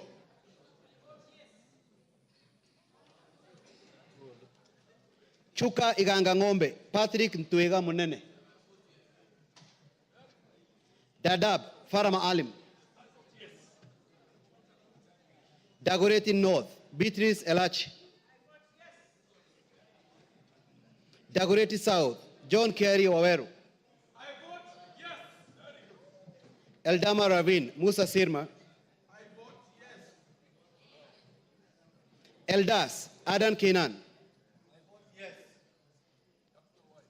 Elgeo Marakwet County Ngerechei Jepto Caroline. Embakasi Central Gadhiro Majadonk Benjamin. Embakasi East Babu Owino Ongili. Embakasi East Babu Owino Ongili.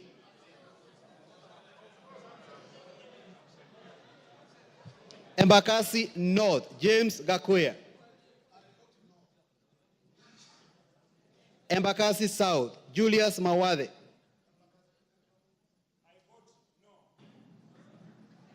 Embakasi West Mark Samuel Mwenje Mureithi. Embakasi West Mark Samuel Mwenje Mureithi.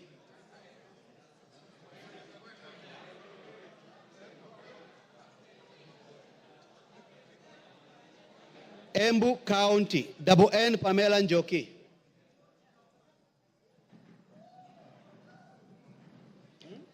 Mgwen. Njoki is? No. Njoki is no. Mgwen Lelmengit Jose Gipto. Emuhaya Omboko Milemba. Emura Dikir Johanna Ngeno. Endebes Robert Pukose. Fafi Yakub Farah. Funyula Oundo Wilberforce. Galole Said Buya Hiribai Said Poster. Ganze Charo Kenneth Tungule. Garissa County Udgon Amina Siad. Garissa Township Major Deko Baro. Garsen Ali Wario Guyo. Katanga Wakili Mureu. Gatondo North Kururia Njoroge. Gatondo North Kururia Njoroge.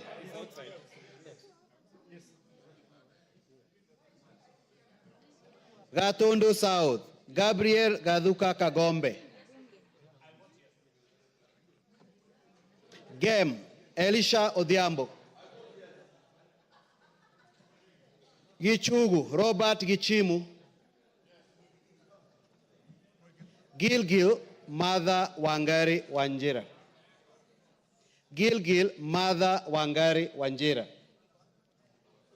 Gilgil Mother Wangari Wanjira. Githunguri Gathoni wa Mochomba. Hamisi Charles Gumini Gimose. Homa Bay County Bensuda Joyce Osogo.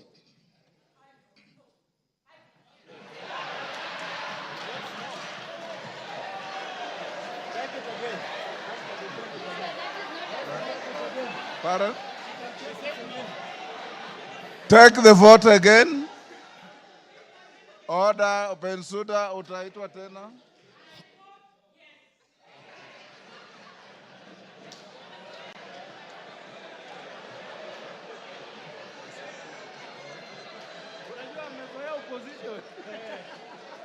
Homa Bay Town.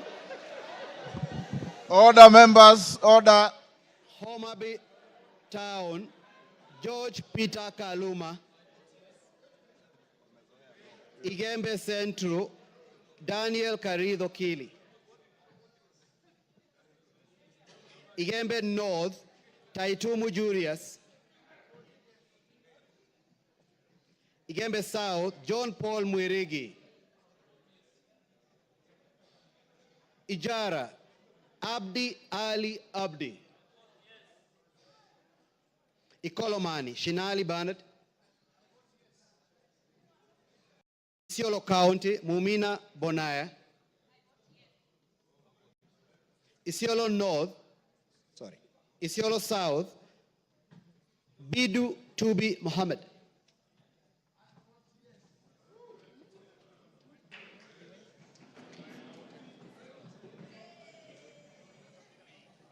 Jomvu Badibadi Twalib. Juja George Koimburi.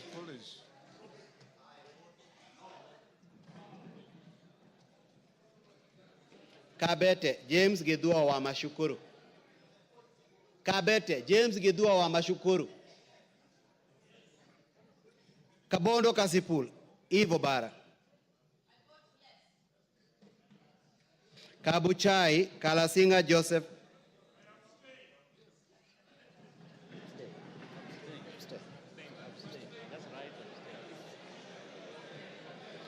Kacheliba Lote Titus. Kacheliba Lote Titus. Kaiti Joshua Kivinda Kimilu. Kaiti Joshua Kivinda Kimilu. Kaiti Joshua Kivinda Kimilu.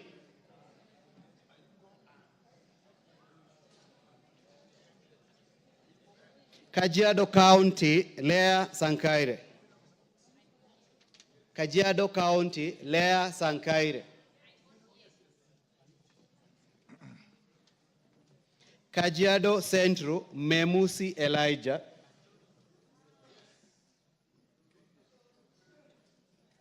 Kajiado East, Kakuta Maimai. Kajiado North, Onesimus Ngogoyo. Kajiado South, Parashina Samuel Sakimba. Kajiado West, Sunkuya George.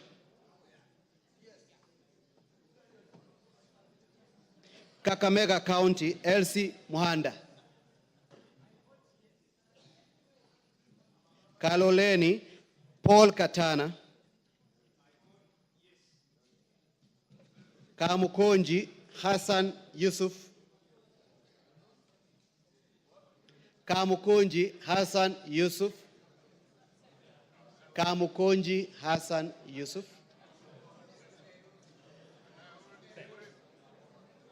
Kandara, Chege Njuguna. Kandui, John Makali.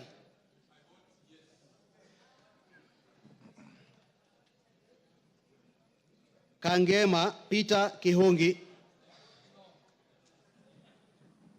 Kagundo, Fabian Chule.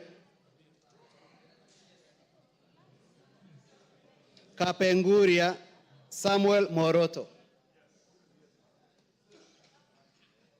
Kapsaret, Oscar Sudi. Kapsaret, Oscar Sudi.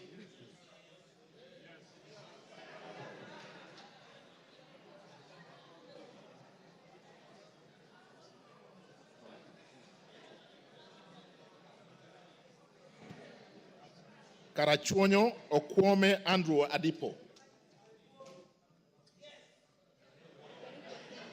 Kasarani Karauri Ronald Kamwiko. Kasipul Were Charles Ongondo.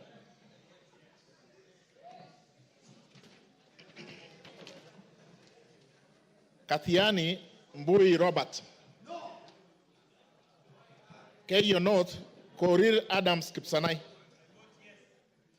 Keyo South Kipkoech Gideon Kimayo. Kericho Kemei Beatrice Chemweno.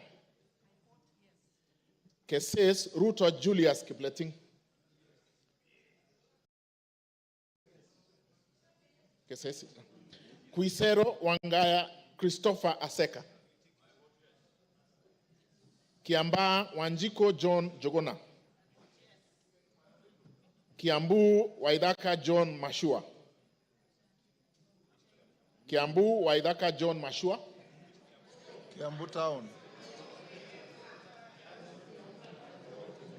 He's not here. Kiambu Murada Ann Wajiko Mugo. Kibra Orero Peter Ochieng. Kibwezi Mbalu Jessica Nduku Kiko. Kibwezi West Mutuse Ekomas Mwengi. Kieni Wainaina Anthony Njoroge.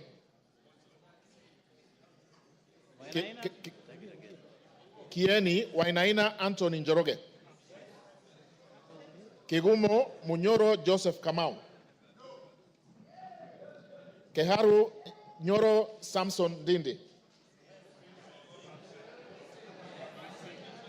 Kikuyu Ishungwa Anthony Kemani.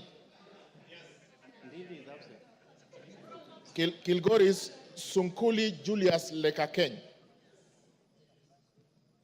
Kilifi Mwanyanje Gertrude Mbeyu. Kilifi North Baya Owen Ya. Kilifi South Kitty Richard Ken Chonga. Kilome Zambia Thaddeus Kethua. Kimilili Mutua Didmas Wekesa Barasa. Kiminini Bisao Morris Kakai. Kinango Rai Samuel Gonzi. Gonzi Rai.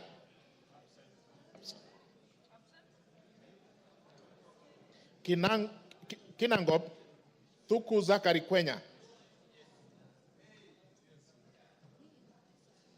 Voted. Is voted. Kipipiri Muhia Wanjiko.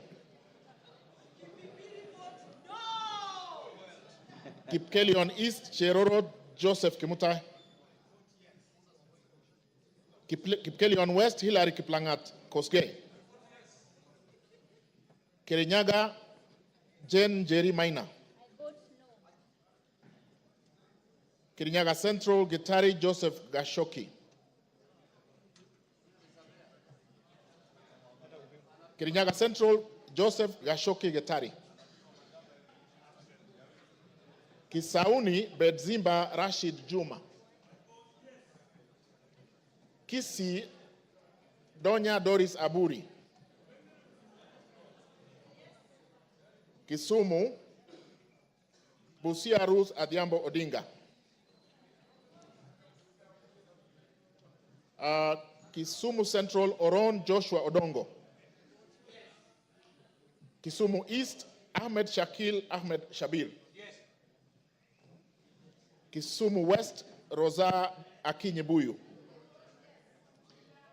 Kitui Irene Modoni Kasalu. Kitui East Nimrod Midhuka Mbai. Kitui Central Makali Benson Mulu. Kitui Rural Mboni David Mwalika. Nyamai Rachel Kaki Kitui South. Edith Vethi Nyanze Kitui West. Mokaya Nyakundi Japheth Kitutu Chache North.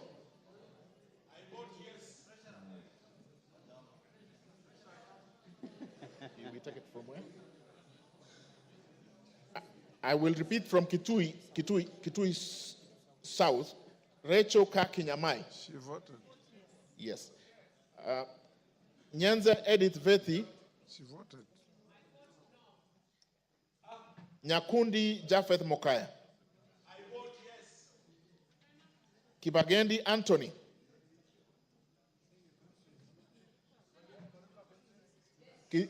Kitutu Chache South. Amesema? No. Kibagendi amesema? Kibagendi. Kitutu Chache South, Kibagendi Anthony. Clive, Kitutu Masabak, Clive Ombane Gisairo.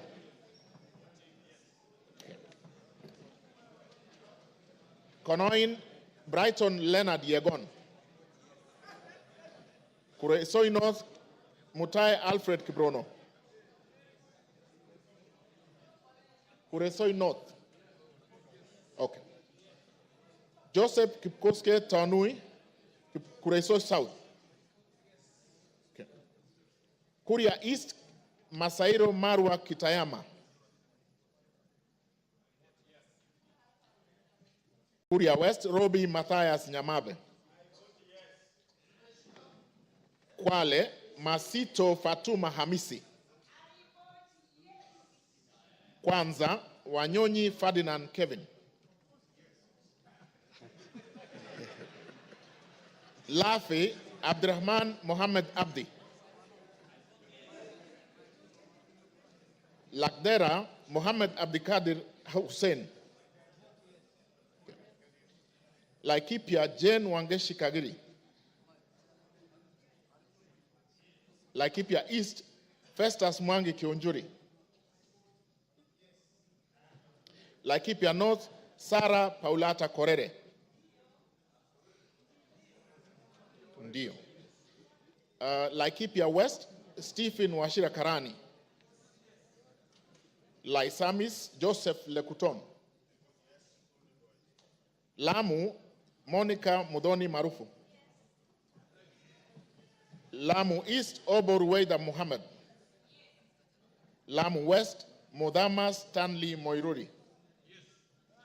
Langata, Felix Odiwuor Kode. Kahangara, Larry Joseph Mburu Kahangara. Likoni Mishi Juma Hamisi Mboko.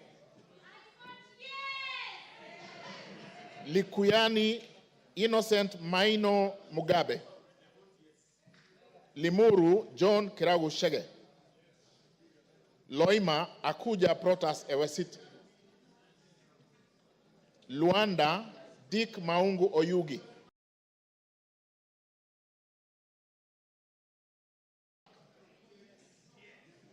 Thank you. Nabii Nabwera Daraja Lugari. Lunga Chiforomondo Mangale Munga. Lurambi Titus Hamala Mkhwana. Maara Jafet Miriti Kareke Mbyuki. Machakos Joyce Kamene.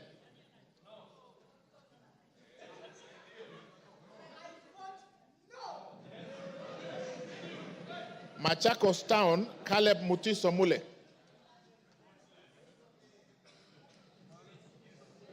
Okay. Yeah, but George Aladwa Omwera Makadara. Makweni Kiamba Susan Dunge. Makweni Women Rep Mumo Rose Museo. Absent. Can I repeat? Makweni Mumo Rose Museo. Malava Moses Malulu Injendi. Malindi Amina Laura Munyazi. Mandera North Abdullahi Bashir Sheikh. Mandera Umulkhair Kasim Sheikh. Mandera East Abdurrahman Hussein Wetan Muhammad. Mandera South Abdul Ibrahim Haro. Mandera West Yusuf Adan Haji. Manyata John Gitonga Mwaniki Mokunji. Maragwa Mary Wamaua Waidira Njoroge. Marakwet East David Kangogo Bowen. Marakwet West Timothy Kipchumba Toroitich. Marsabit Naomi Jilo Wako.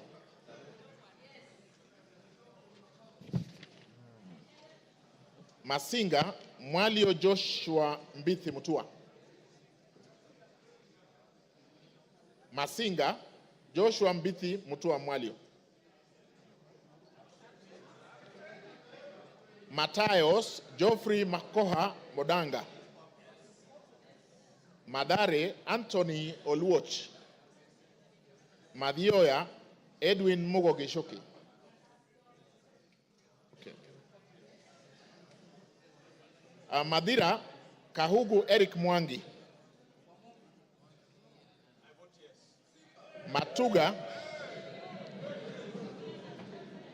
Matuga Tandaza Kasim Sawa. Okay. Matungu Nabulindo Peter Oscar. Is there? Yeah, Tandaza is there. Can I repeat Matuga? Matuga Tandaza Kasim Sawa. Okay, asante. Matungulu Mule Stephen Mutinda. Mavoko Kingola Patrick Makau.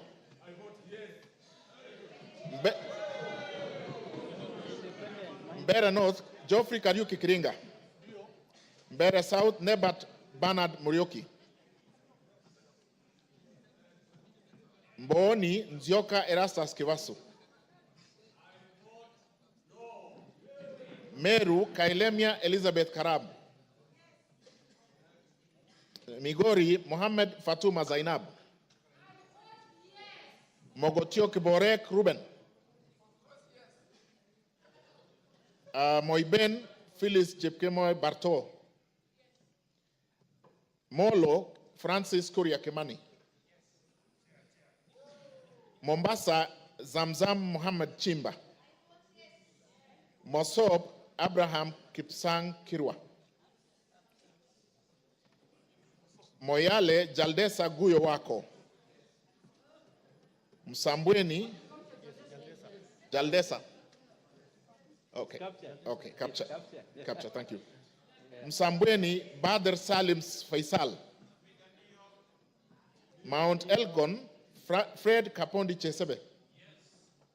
Muhoroni James Onyango Oyo. Mukorweini Gishoi Kagusha John Philip. Mumias East Salasia Peter Kalerwa.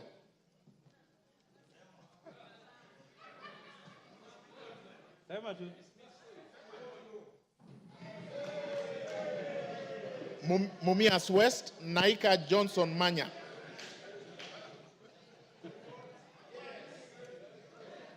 Moranga Betty Njeri Maina. Mvita Mohamed Saud Machele.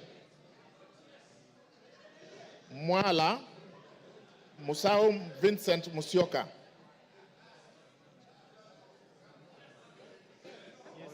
Okay, okay, done. Mwatate Peter Mbogo Shake. Peter Mbogo Shake. Thank you. Mwea Mary Maingi. Mwingi Central Gideon Muteme Muliungi. Mwingi North Paul Musimi Nzengu. Mwingi West Charles Ngusi Anguna. Nairobi City Esther Mudoni Pasaris. Naivasha Kihara Jane Wanjiru Njeri. Nakuru Chelule. Can I repeat Naivasha? Kihara Jane Wanjiru Njeri.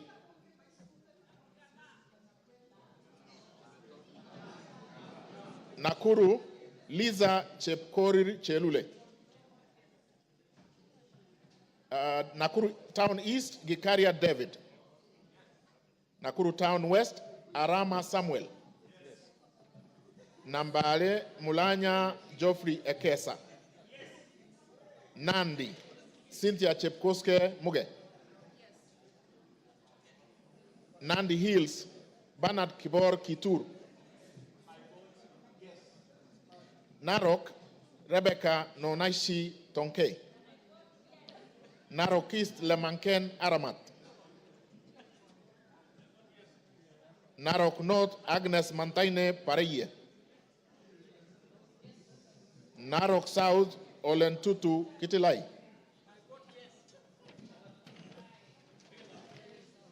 Narok West Gabriel Koshal Tongoyo. Navaholo Emmanuel Wangwe. Ndaragwa Gachagua George N. Ndiwa Martin Peter Sowino. Ndia GK George Masharia Kariuki. Njoro Charity Katambi Chepkwony.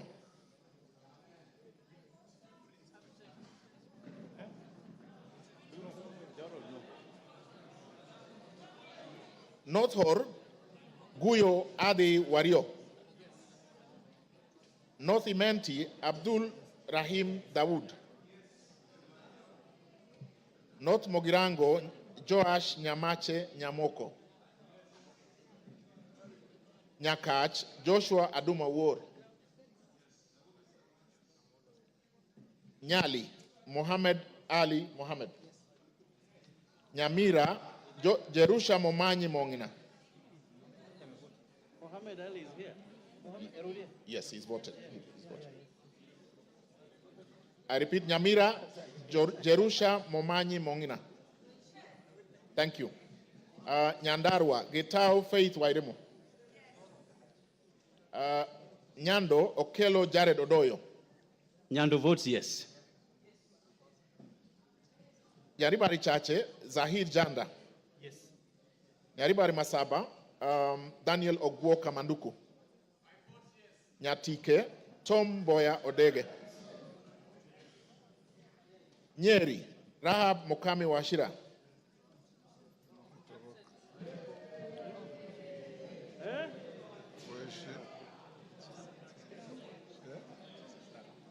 Nyeri Town, Duncan Maina Madenge.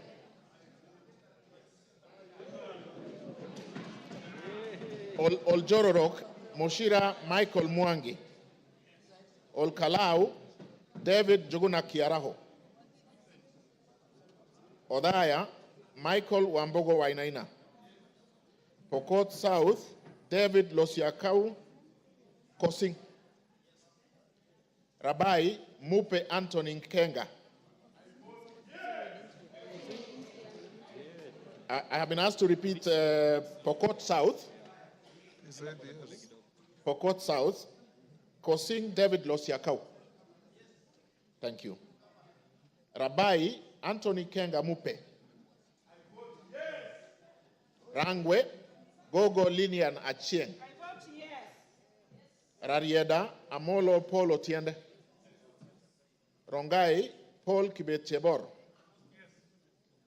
Rongo Paul Abur. Roysambu Agustin Kamade Mwafrika. Ruaraka Francis Kajwang Tom Joseph. Roiro Kingara Simon Nganga. Runyenjes Karemba Eric Muchangi Njiru. Sabatia Sloya Clement Logova. Saboti Caleb Amisi Luyai. Saku Raso Dido Ali. Samburu Pauline Lenguris. Samburu East Jackson Lekumuntare Lentoijoni. Samburu North Dominic Eli Letipila. Samburu West Josephine Naisula Lesuda. Seme James Wambura Nyikal. Shinyalu Frederick Lusuli Ikana. Siaya Odwor Christine Ombaka. Sigor Peter Lochakapong. Sigor Awetsoin Justice Kipsang Kemei. Sirisia John Waluke Koi. Sotik Francis Kipiegon Arab Sige. South Imenti Idinji Shadrach Mwiti. South Mogirango Onyego Silvana Sosoro. Soy David Kiplagat. Starehe Maina Mwago Amos. Suba North Millie Grace Akoto Diambo. Suba South Karoli Omondi. Subukia Kashobe Samuel Kenudia. Suna East Mohammed Junaid Sheikh Nu. Suna West Peter Francis Masara. Taita Taveta Lydia Haika Mnene Mizigi. Tana River Amina Dika Abdullahi. Tarbaj Hussein Abdibare. Taveta John Okano Bwire. Teso North Edward Kaunya Oku.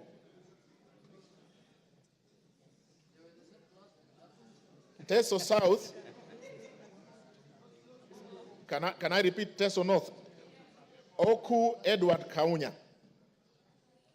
Thank you. Teso North, Oku Edward Kaunya. Yeah, yes, voted. Sorry, Teso South, Otucho Mary Emase. Tetu, Geoffrey Wandeto Mwangi.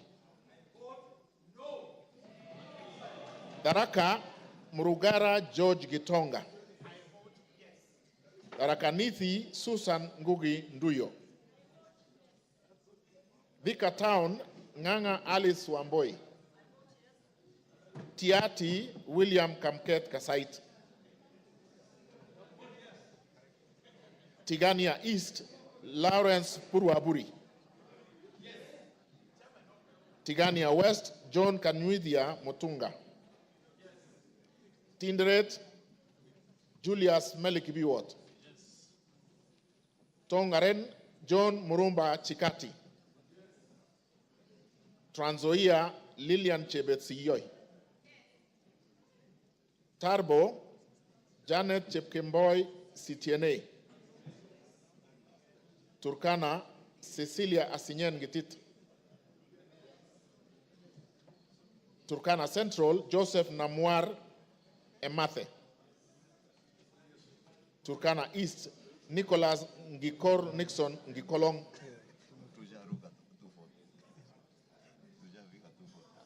Turkana North Paul Ekwom Nabuin. Is there? Yeah. Okay. Turkana South John Ariko Namoit. Turkana West Daniel Epuyo Nanok. Wasingishu Gladys Chepkoskei Boss. Ugenya Ochieng David Ouma. Uriri Nyamita Mark Ogola. Vihiga Kagesi Kivai Ernest Ogesi. Vihiga Adagala Beatrice Kahai. Voi Hamis Chome Abdi. Wajir Fatuma Abdi Jeho. Wajir West Aden Daudi Muhammad. Wajir North Abdi Ibrahim Abdi Sane. Wajir South Muhammad Aden Ado. Wajir West Yusuf Muhammad Farah. Webuye East Martin Pepela Wanyoni. Webuye West Daniel Wanyamasitati. West Mogirango Mogaka Stephen. West Pokot Rael Chepkemoy Kasiwai. Westlands Timothy. He is already voted. Oh, sorry, we have done that. Sorry. Undanyi Mwakuona Danson Mwashako. Basil Robert Ngui Yata. Yata. Is he here? Ali Abdisirat Khalif. Sabina Wanjiru Shege. Joseph Hamisi Dena.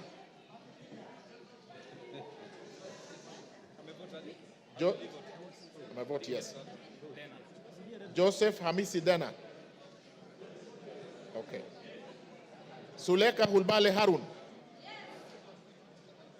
Dorothy Mudoni Kiara. Joseph Wainaina Iraya. Irene Joseph Wainaina Iraya. He's voted. Okay. Yes. Irene Nyakerario Mayaka. Umulher Harun Muhammad. Teresia Wanjiro Mwangi. No. Abubakar Ahmed Tali. Yeah. Abubakar Tali. Thank you. You finished? Honorable members, order. Is there any member present who has not had his or her name called out? Is there? Yes.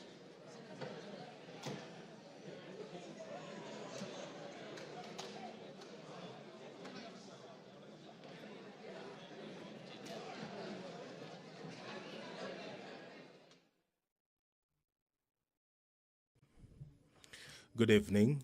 You are watching the sitting of the National Assembly this evening, where the members have been voting on the proposed impeachment of the Deputy President Rigathi Gachagua. It was through a roll call as directed by the Speaker of the National Assembly. And what is currently happening is that the tallying of the votes is underway, and thereafter the pronouncement will be made as to how the members of the National Assembly voted this evening. This special motion was moved by the Honorable Member Mwengi Mutuse, and in that special motion, he did list 11 grounds on the reasons as to why the Deputy President, Rigathi Gachagua, should be impeached as Kenya's second in command. The Member of Parliament cited gross violation of various articles, and also he did cite serious reasons to believe that the Deputy President has committed gross economic crimes under Section 45, subsection 1, Section 46, Section 47A3, and Section 48(1) of the Anti-Corruption and Economic Crimes Act, and Section 2, 3, 4, and 7 of Proceeds of Crime and Anti-Money Laundering Act. Those are some of the reasons that the Honorable Member believes that this House should take serious consideration of this special motion to dismiss the Deputy President, who we did hear from this evening between 5 and 7 when he appeared before the National Assembly and made his case, defending himself against accusations that have been leveled against him. And in a couple of minutes, we will hear the results of this division, this historic constitutional moment for the country. And all that you will watch live courtesy of the Parliamentary Broadcasting Unit in conjunction with the Kenya Broadcasting Corporation. The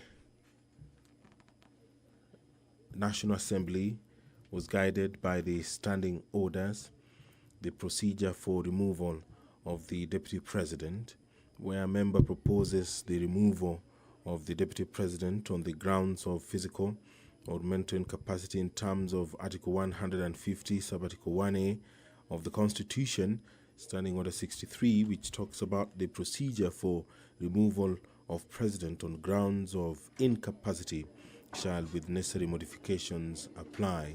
And Part 2 of the Standing Order 65, where a member proposes to impeach the Deputy President in terms of Article 150, Sub-Article 1B of the Constitution, Standing Order 64, procedure for removal of President by impeachment shall apply with necessary modifications. So the members have been debating, and we will hear the result of this process anytime from now.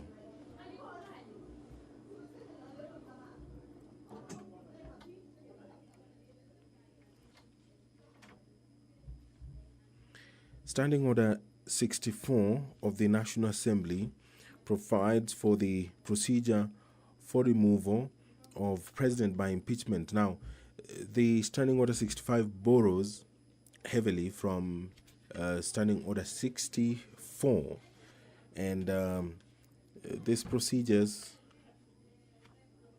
they're quite a number, and some of them have been used in this business that the National Assembly began in the morning, and the culmination of it will be hard any time from now. And if you can see on your screen the Deputy Speaker of the National Assembly, Honorable Gladys Bose has taken the seat, and that means that she will perhaps be the one who will make the announcement after the tabulation and the tallying of the votes that has concluded, been done.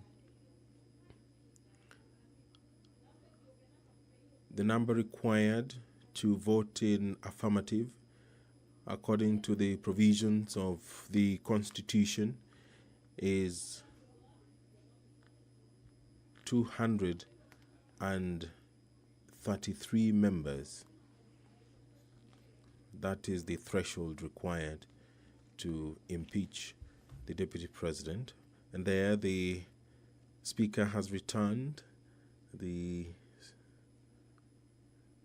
Deputy Speaker had been holding fort briefly, and anytime from now, the Speaker will call for the announcement of the votes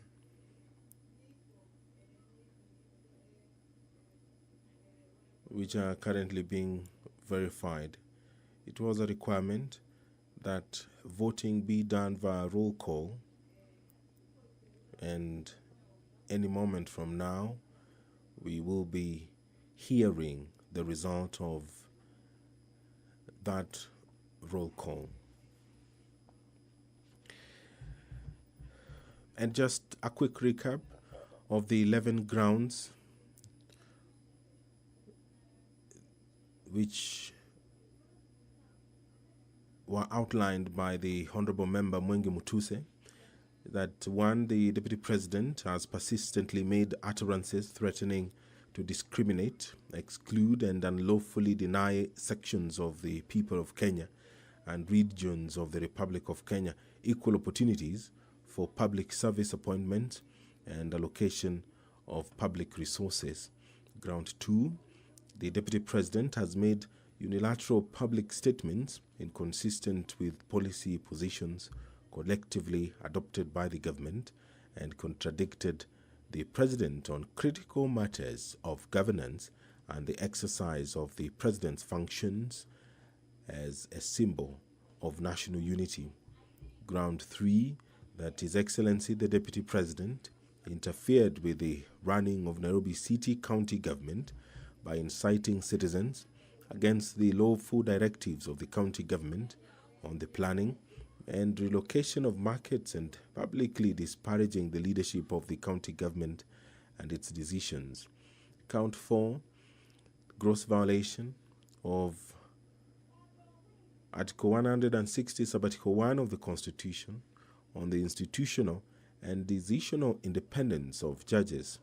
That His Excellency the Deputy President has undermined institutional and decisional independence of a judge through public attacks on a judge of the High Court of Kenya and falsely threatening to file a petition for the removal of the said judge in a matter in which he was a party. Number 5, that His Excellency the Deputy President breached his oath of office and allegiance on account of the utterances and actions attributed to the Deputy President under grounds 1, 2, and 3. And count 6, serious reasons to believe that His Excellency the Deputy President has committed crimes under Section 13(1)(a) and Section 62 of the National Cohesion and Integration Act. That His Excellency the Deputy President has persistently made inflammatory, reckless, and insightful public utterances over the last 2 years in contravention of the law. Charge 7, serious reasons to believe that His Excellency the Deputy President has committed gross economic crimes under Sections 45(1), Section 46, Section 47(a)(3), and Section 48(1) of the Anti-Corruption and Economic Crimes Act, and Section 2, Section 3, Section 4, and Section 7 of the Proceeds of Crime and Anti-Money Laundering Act. that His Excellency, the Deputy President, has committed gross economic crimes, namely conflict of interest, abuse of office, and conspiracy to commit crimes under sanctions by inexplicably amassing property estimated at 5.2 billion shillings, that is incompatible with his known legitimate income, and by trading with the office of the Deputy President through proxies.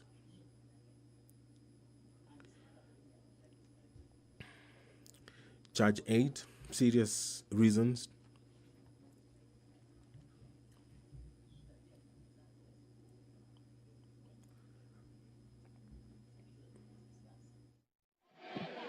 Order, honorable members.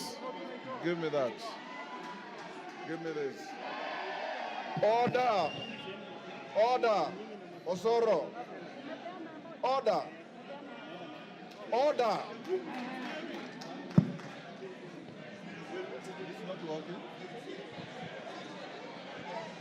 Congratulations. Order. Order, members, take your seats. Order. Angol, take your seat. Order, members, take your seats.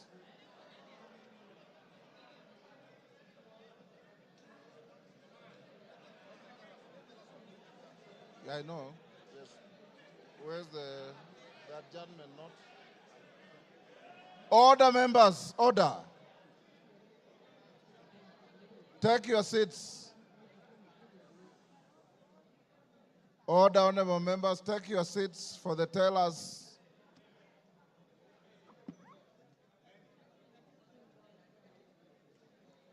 Take your seats.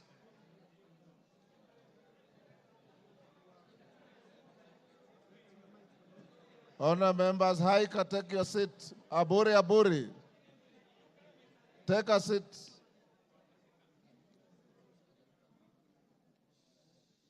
Ongoyos, take your seat. Take your seats, members. All is well that ends well. You have been very orderly, and I must salute you. Tell us, you may now approach the chair and announce the results.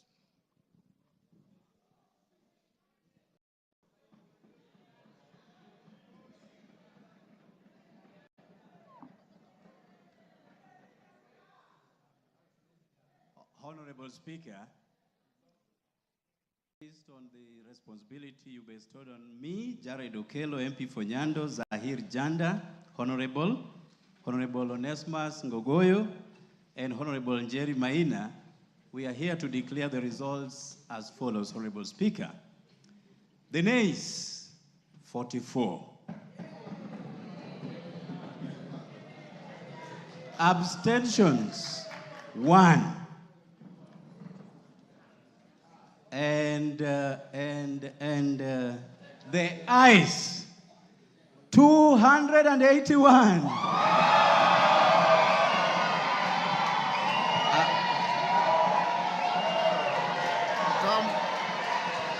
Come forward.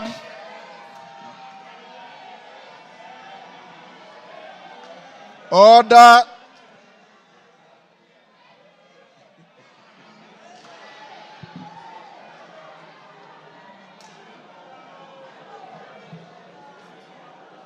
Take your seats.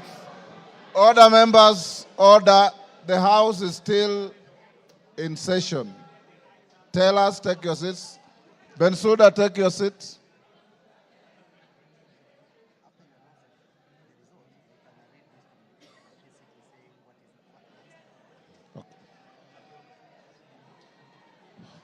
Order, members, order. Members, the results of the division on the motion are as follows. Abstentions, 1. The noes, 44. The ayes, 281. So the ayes have it.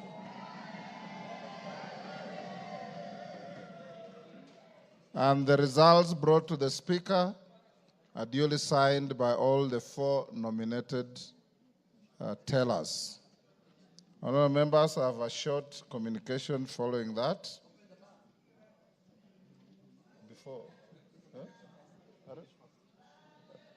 Order. The House is still in session. I have the following communication to make, honourable members, before we open the bar.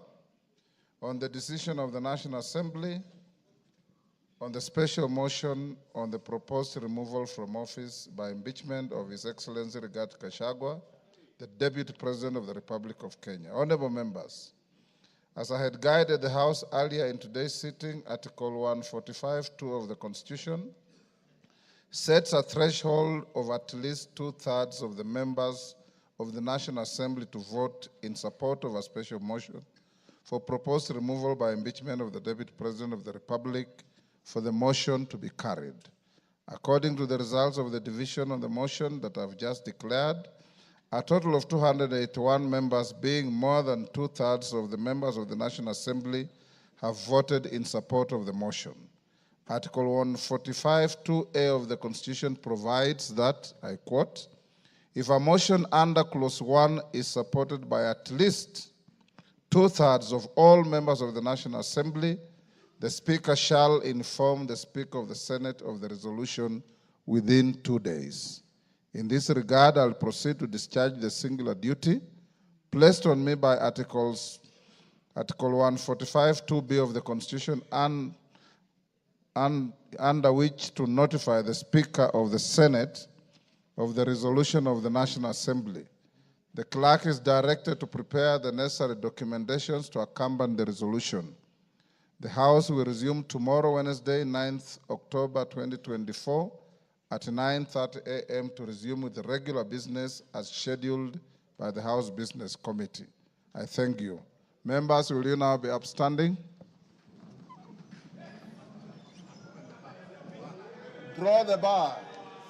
Draw the bar. Open the doors. Order, honourable members. Order. Order. Order, members.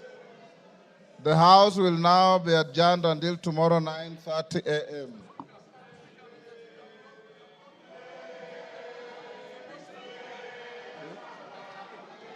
I have.